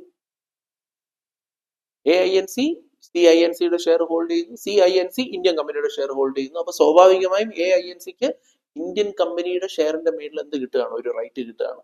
ആ റൈറ്റ് BINCക്ക് ഇപ്പോൾ ഈ ഇടപാട് വഴി കൈമാറാണ്. സ്വാഭാവികമായും അസറ്റോ റൈറ്റ് എന്ന് പറയുന്നത് ഒരു ക്യാപിറ്റൽ അസറ്റ് ആണ്, യുനോ. അപ്പോ അതും ഈ പറഞ്ഞതുപോലെ എന്താകും, ഇൻകം ഡീംഡ് ടു അക്രൂർ അറൈസ് എന്ന് പറയുന്ന കൺസെപ്റ്റിനകത്ത്. അപ്പോ അതിനെയും നിങ്ങൾ എന്തായി കണക്കാക്കണ്ട എന്നാണ് പറയുന്നത്, ട്രാൻസ്ഫർ ആയി കണക്കാക്കണ്ട. കണ്ടീഷൻ പഴയതുപോലെ തന്നെ. എന്താണ് condition? At least 25% of shareholders of amalgamating foreign company continue to remain shareholders of the amalgamated foreign company. എന്ന് മാത്രമല്ല, such a transfer does not attract tax on capital gain in the country in which amalgamating foreign company is incorporated. amalgamating company transfer നടത്തിയ amalgamating company ഇപ്പൊ ഏത് രാജ്യത്താണോ അവിടെ അതിനെന്ത് വരാനും പാടില്ല, capital gain tax വരാനും. സോ നമ്മൾ 47 പഠിക്കുമ്പോൾ ഈ അമാൽഗമേറ്റിംഗ് കമ്പനികളുടെ കാര്യത്തിൽ നമ്മൾ 47ന്റെ 3 സെക്ഷനുകൾ നമ്മൾ ഓർത്ത് വെക്കണം. എന്തൊക്കെയാണ്? 47(6) നോക്കണം, 47(6)A നോക്കണം, 47(6)AB നോക്കണം. സോ ഈ 3 സെക്ഷൻ പഠിച്ചിരിക്കണം എന്നുള്ളതാണ്. ഷെയർ ഹോൾഡറുടെ കാര്യത്തിൽ നമ്മൾ ഏത് നോക്കിയാൽ മതി? 47(6), 6A, 6AB. അതുപോലെ തന്നെ ഷെയർ ഹോൾഡറുടെ കാര്യത്തിൽ ഏതാണ്? അമാൽഗമേറ്റിംഗ് കമ്പനിയുടെ ഷെയർ ഹോൾഡറുടെ കാര്യത്തിൽ നമ്മൾ ഓർത്തിരിക്കേണ്ട സെക്ഷൻ ഏതാണ്? 47(7) ആണ് നമ്മൾ. സോ ഇത്രയും കാര്യങ്ങളാണ് എന്റെ ടാക്സ് പോയിന്റ് എന്ന് പറഞ്ഞ് ഇവിടെ കൊടുത്തിരിക്കുന്നത്. അതിന്റെ ഒരു എക്സ്പ്ലനേഷൻ, എന്റെ ഒരു ബ്രീഫിംഗ് ആണ് ഇവിടെ കൊടുത്തിരിക്കുന്നത്. സോ ഇതാണ് നമ്മൾ ഒരു അമാൽഗമേറ്റിംഗ് കമ്പനിയെ സംബന്ധിച്ച് അമാൽഗമേഷന്റെ ഭാഗമായിട്ട് ഓർത്തിരിക്കേണ്ട ടാക്സേഷൻ, ഇൻകം ടാക്സ് പ്രൊവിഷൻസ് എന്ന് പറയും. സോ നമ്മൾ എന്തൊക്കെ കണ്ടു? What is amalgamation? അമാൽഗമേഷൻ നടക്കണമെങ്കിലുള്ള കണ്ടീഷൻസ് എന്തൊക്കെയാണ് നമ്മൾ കണ്ടു. അമാൽഗമേഷൻ നടന്നു കഴിഞ്ഞാൽ അമാൽഗമേറ്റിംഗ് കമ്പനിയുടെ ഷെയർ ഹോൾഡർക്ക് ഉണ്ടാകുന്ന ടാക്സ് ഇംപ്ലിക്കേഷൻ കണ്ടു. അമാൽഗമേഷൻ നടന്നാൽ അമാൽഗമേറ്റിംഗ് കമ്പനിക്ക് ഉണ്ടാകുന്ന ടാക്സ് ഇംപ്ലിക്കേഷൻ നമുക്ക് അടുത്തായിട്ട് നമ്മൾ പഠിക്കാൻ പോകുന്നത് അമാൽഗമേറ്റഡ് കമ്പനിക്ക് ഉണ്ടാകുന്ന ടാക്സ് ഇംപ്ലിക്കേഷൻസ് ഒക്കെയാണ്. ഓക്കെ, സോ നമ്മള് അമാൽഗമേഷന്റെ ഭാഗമായിട്ട് അമാൽഗമേറ്റ് കമ്പനിയുടെ ഷെയർ ഹോൾഡർക്ക് ഉണ്ടാകുന്ന ടാക്സ് ഇംപ്ലിക്കേഷനും അതുപോലെ തന്നെ അമാൽഗമേഷൻ നടക്കുമ്പോൾ അമാൽഗമേറ്റിംഗ് കമ്പനിക്ക് നടക്കുന്ന കാര്യങ്ങളും അതിന്റെ ടാക്സ് ഇംപ്ലിക്കേഷൻസ് ഡിസ്കസ് ചെയ്തു. സോ ഇതിനെ ബേസ് ചെയ്തിട്ട് will do A simple question. നമ്മൾ പഠിച്ചല്ലോ, അപ്പൊ അതിനെ ബേസ് ചെയ്ത് നമുക്ക് പ്രോബ്ലം ചെയ്ത് നോക്കാം. ഇത് അമാൽഗമേറ്റിംഗ് കമ്പനിയുടെ ഷെയർ ഹോൾഡറുടെ കയ്യിൽ നിന്ന് ഷെയർ ട്രാൻസ്ഫർ ചെയ്യുമ്പോൾ നടക്കുന്ന കാര്യങ്ങളാണ്. അപ്പൊ നമ്മൾ തൊട്ട് മുന്നേ പറഞ്ഞതേ ഉള്ളൂ. ഒരു അമാൽഗമേറ്റിംഗ് കമ്പനിയുടെ ഷെയർ ഹോൾഡർക്ക് തന്റെ ഷെയർ കൈമാറുമ്പോൾ അതിന്റെ ഇംപ്ലിക്കേഷൻസ് എന്തൊക്കെയായിരിക്കും പിന്നെ നമുക്ക് നോക്കാം. ഇല്ലസ്ട്രേഷൻ നമ്പർ 1 നിങ്ങൾ സ്റ്റഡി മെറ്റീരിയലിൽ തന്നെ ഉള്ള ഇല്ലസ്ട്രേഷൻ ആണ്. നമുക്ക് ഒന്ന് വർക്ക്ഔട്ട് ചെയ്ത് നോക്കാം. നോക്കൂ, mister Joseph has acquired 1000 equity shares of X Limited, okay, that he had acquired on 17/8/2007. അവൻ അത് മേടിച്ചത് 2007 ത്രൂ എങ്ങനെയാണ്? Will of his father. So will of his father, father അവൻ എഴുതി കൊടുത്താണ്. അവൻ കാശ് മുടക്കി മേടിച്ചതല്ല. അതാണ് ഒന്നാമത്തെ കാര്യം. അവൻ അത് കാശ് മുടക്കി മേടിച്ചതല്ല. അപ്പൊ ഇവിടെ ഒരു പ്രശ്നമുണ്ട്. അപ്പൊ ഇവനെ സംബന്ധിച്ച് എന്താണ് കോസ്റ്റ് ഓഫ് അക്വിസിഷൻ? ഇവൻ ഈ ഷെയർ മേടിച്ചല്ലോ. അപ്പൊ നമ്മൾ ഈ വില്ല്, ഗിഫ്റ്റ് ഇങ്ങനെയൊക്കെ വരുമ്പോഴത്തേക്ക് നമ്മൾ ഒരു ക്യാപിറ്റൽ അസറ്റ് നമുക്ക് കിട്ടുമ്പോൾ അത് വില്ലായിട്ടോ ഗിഫ്റ്റ് ആയിട്ടോ ഇൻഹെറിറ്റൻസിലൂടെയൊക്കെ കിട്ടുമ്പോൾ നമ്മൾ അതിനു വേണ്ടി പണം മുടക്കുന്നില്ല. അപ്പോൾ എന്തായിരിക്കും അതിന്റെ കോസ്റ്റ് ഓഫ് അക്വിസിഷൻ? നമ്മൾ ഇന്റർമീഡിയറ്റ് ലെവലിൽ പഠിച്ചിട്ടുള്ളതാണ്. Here section 49 subsection 1 will apply. Section 49(1) പറയുന്നത് എന്താ? Cost of acquisition shall be cost to the previous owner. Cost to the previous owner. അപ്പൊ ഇവിടെ ജോസഫിന് തന്റെ കയ്യിൽ കിട്ടിയ ഈ അസറ്റ് എങ്ങനെ കിട്ടിയതാണ്? തന്റെ അച്ഛനിൽ നിന്ന് കിട്ടിയതാണ്. എങ്ങനെയാണ്? Through will. വില്ലിലൂടെയാണ് കിട്ടിയിരിക്കുന്നത്. His father acquired such share. ഇനി ഫാദറിന്റെ കോസ്റ്റ് ആണ് ഇവന്റെ കോസ്റ്റ് ഓഫ് അക്വിസിഷൻ എന്ന് പറയുന്നത്. ഫാദർ ഇത് എപ്പോഴാണ് മേടിച്ചിരിക്കുന്നത്? 17/7/2004 ഫാദർ മേടിച്ചിരിക്കുന്നത്. ഈ ഫാദർ എങ്ങനെയാണ് മേടിച്ചത്? ത്രൂ, നോക്കിയേ, അഗെയിൻ ഗിഫ്റ്റ്. ഫാദറിനും അത് ഗിഫ്റ്റ് കിട്ടിയതാണ്. അപ്പൊ ഫാദറിന്റെ കോസ്റ്റ് എന്തായിരിക്കും? പ്രീവിയസ് ഓണറുടെ കോസ്റ്റ് ആയിരിക്കും. ഫ്രം ഹിസ് ഫാദർ, അതായത് ജോസഫിന്റെ ഫാദർ ഇൻ ലോയിൽ നിന്ന് ജോസഫിന്റെ ഫാദറിന് അത് കിട്ടിയത് ഫാദർ ഇൻ ലോ ആരാണ്? Mister Z. ഓക്കെ. അപ്പോ ഐ മീൻ ജോസഫിന്റെ അച്ഛന് കിട്ടിയത് അച്ഛന്റെ ഫാദർ ഇൻ ലോയിൽ നിന്നാണ് കിട്ടിയിരിക്കുന്നത്. അപ്പോ മിസ്റ്റർ ഇസഡിൽ നിന്നാണ് കിട്ടിയത്. ഇനി mister Z acquired such shares. അപ്പൊ ഇവിടെ ശരിക്കും പറഞ്ഞാൽ ഇവിടെ പ്രീവിയസ് ഓണർ എന്ന് പറയുന്നത് ശരിക്കും അതിനു വേണ്ടി പണം മുടക്കിയ ആളാണ്. ഇവിടെ previous owner mister Z acquired such share on 18/8/2000 2000 ഇത് മേടിച്ചത്. ഫോർ റുപ്പീസ് എത്രയാണ്? 20 രൂപ വെച്ചാണ് ഷെയറിന് മേടിച്ചത്. അപ്പോൾ കോസ്റ്റ് നമുക്ക് മനസ്സിലായി. 1000 ഷെയറിന്റെ കോസ്റ്റ് എത്രയാണ് വരിക? 20,000 രൂപയാണ് വരിക. പിന്നെ നമുക്ക് അറിയാവുന്ന ഒരു കാര്യമാണ്, അതൊക്കെ ഇന്റർ ലെവലിൽ പഠിച്ചിട്ടുള്ളതാണ്. നമ്മളൊരു ക്യാപിറ്റൽ അസറ്റ് അക്വയർ ചെയ്യുന്നത് ബിഫോർ 1/4/2001 ആണെങ്കിൽ, 1/4/2001 മുന്നേ ആണ് മേടിക്കുന്നതെങ്കിൽ നമുക്ക് ഒരു ഓപ്ഷൻ ഉണ്ട്. ഒന്നുകിൽ നമുക്ക് അതിന്റെ cost of acquisition, actual cost of acquisition എത്രയാണോ അതെടുക്കാം. ഇവിടെ ആക്ച്വൽ കോസ്റ്റ് ഓഫ് അക്വിസിഷൻ എത്രയാണ്? 20,000. അല്ലെങ്കിൽ ഇതേ ക്യാപിറ്റൽ അസറ്റിന്റെ 1/4/2001 ഫെയർ മാർക്കറ്റ് വാല്യൂ നമുക്ക് കോസ്റ്റ് ആയിട്ട് എടുക്കാം. ഫെയർ മാർക്കറ്റ് വാല്യൂ ക്വസ്റ്റ്യൻ തന്നിട്ടുണ്ടോ? ഇങ്ങനെ ഒരു ക്വസ്റ്റ്യനിൽ ഉറപ്പായിട്ടും തരണം. Fair market value share on.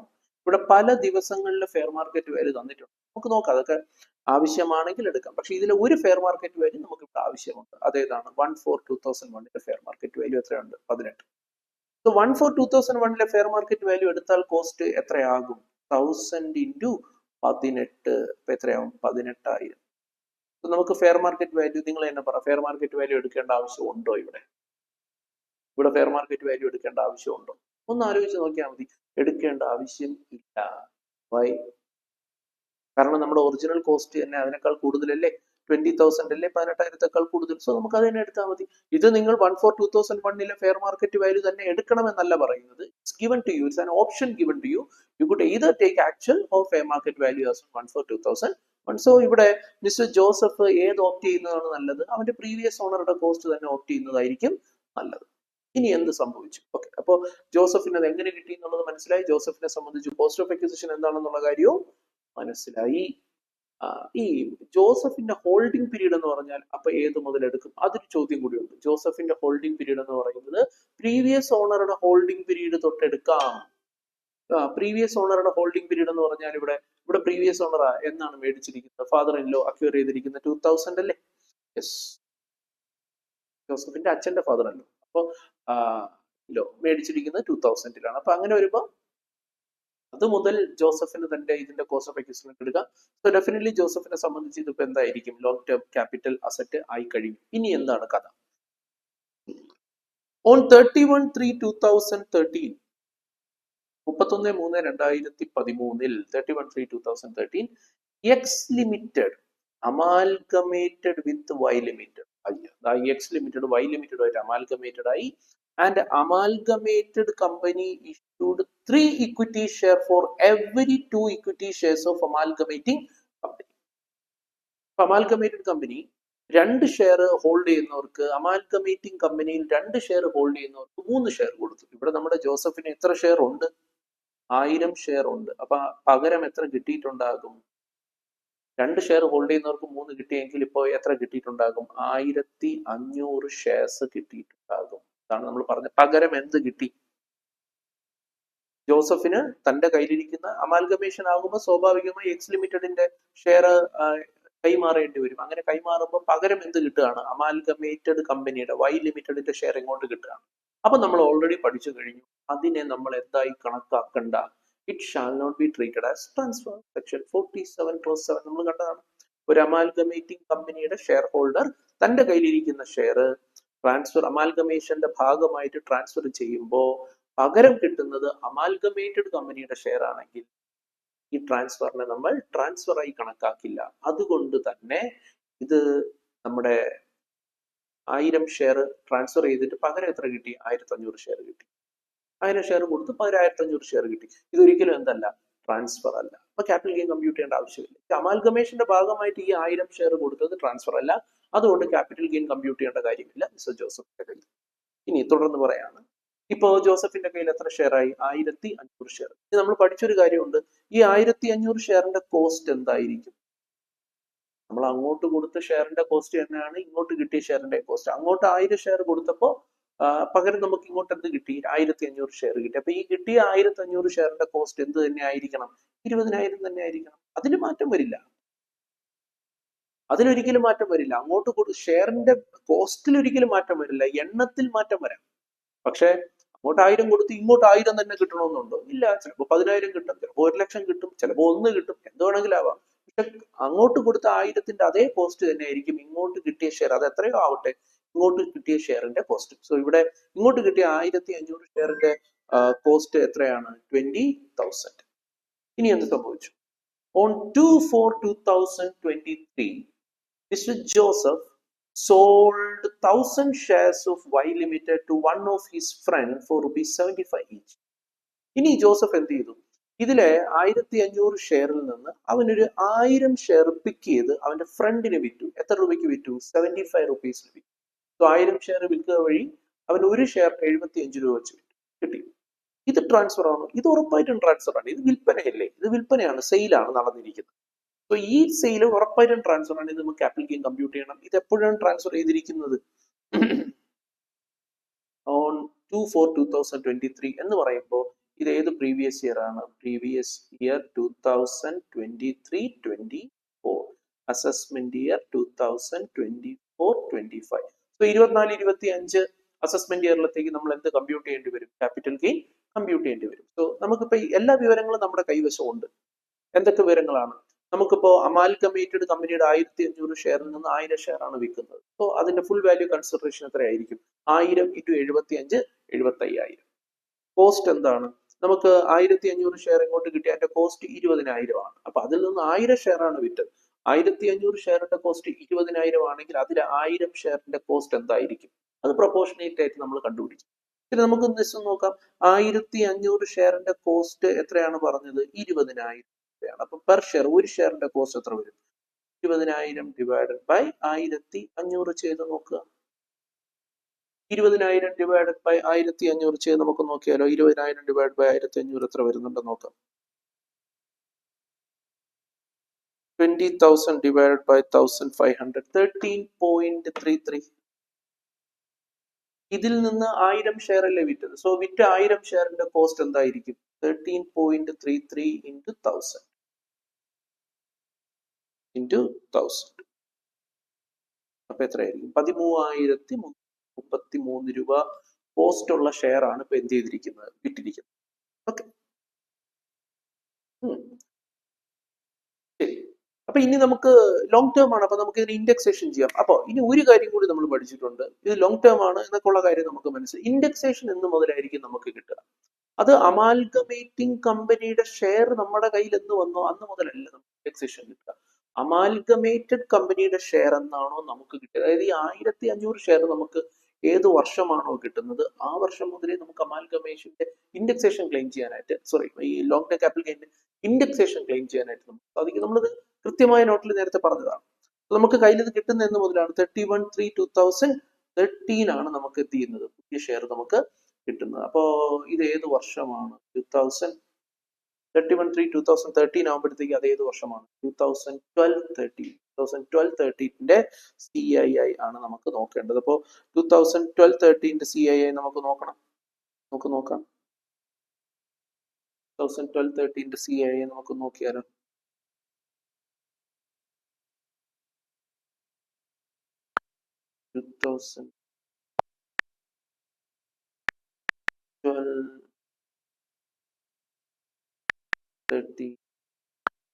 CII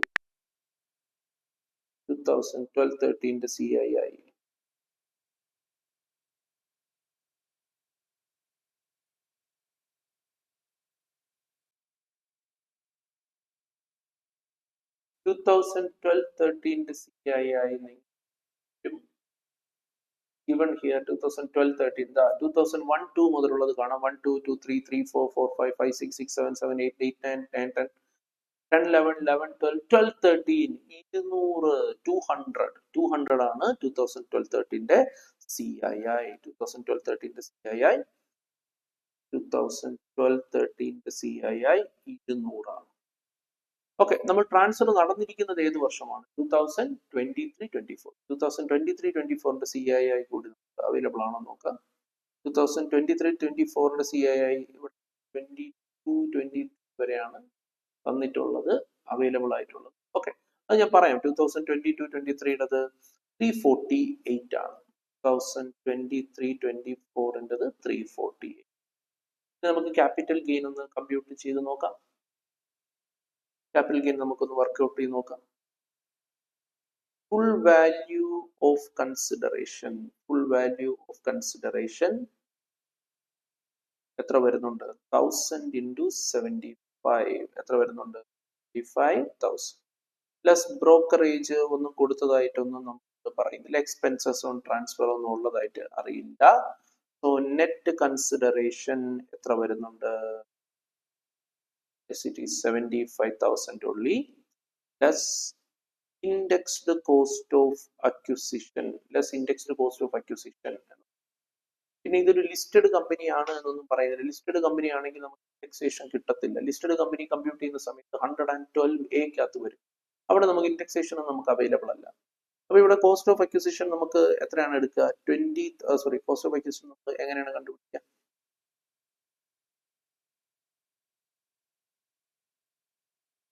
നമ്മൾ ഓൾറെഡി കണ്ടുപിടിച്ച് വെച്ചിട്ടുണ്ട്. 13,333 into 348 divided by 200 എത്ര വരുന്നുണ്ട്? 23,200 ആണ് വരുന്നത്. 23,000.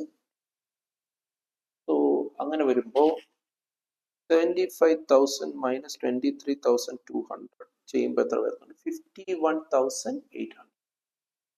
ഇതാണ് ലോങ് ടേം ക്യാപിറ്റൽ. നമ്മുടെ ജോസഫിന്റെ കയ്യിൽ ഈ 1000 ഷെയർ വിറ്റതിന്റെ ക്യാപിറ്റൽ ഗെയിൻ എത്ര വരുന്നു എന്ന് ചോദിച്ചാൽ ഇവിടെ 51,801. നമുക്ക് ഇവിടെ 51,800. നമുക്ക് റൗണ്ട് ഫിഗർ ആയിട്ട്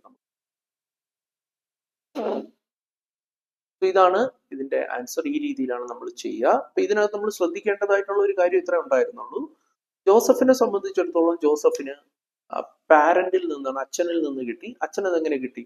അച്ഛന്റെ ഫാദർ ഇൻ ലോയിൽ നിന്ന് കിട്ടി. അപ്പോൾ എങ്ങനെയായിരുന്നാലും ജോസഫിന് വെറുതെ കിട്ടിയതാണ്, കൈമാറി കിട്ടിയതാണ്. സോ ജോസഫിനെ സംബന്ധിച്ച് കിട്ടിയ ഷെയറിന്റെ കോസ്റ്റ് എന്താണ്? Cost the previous owner.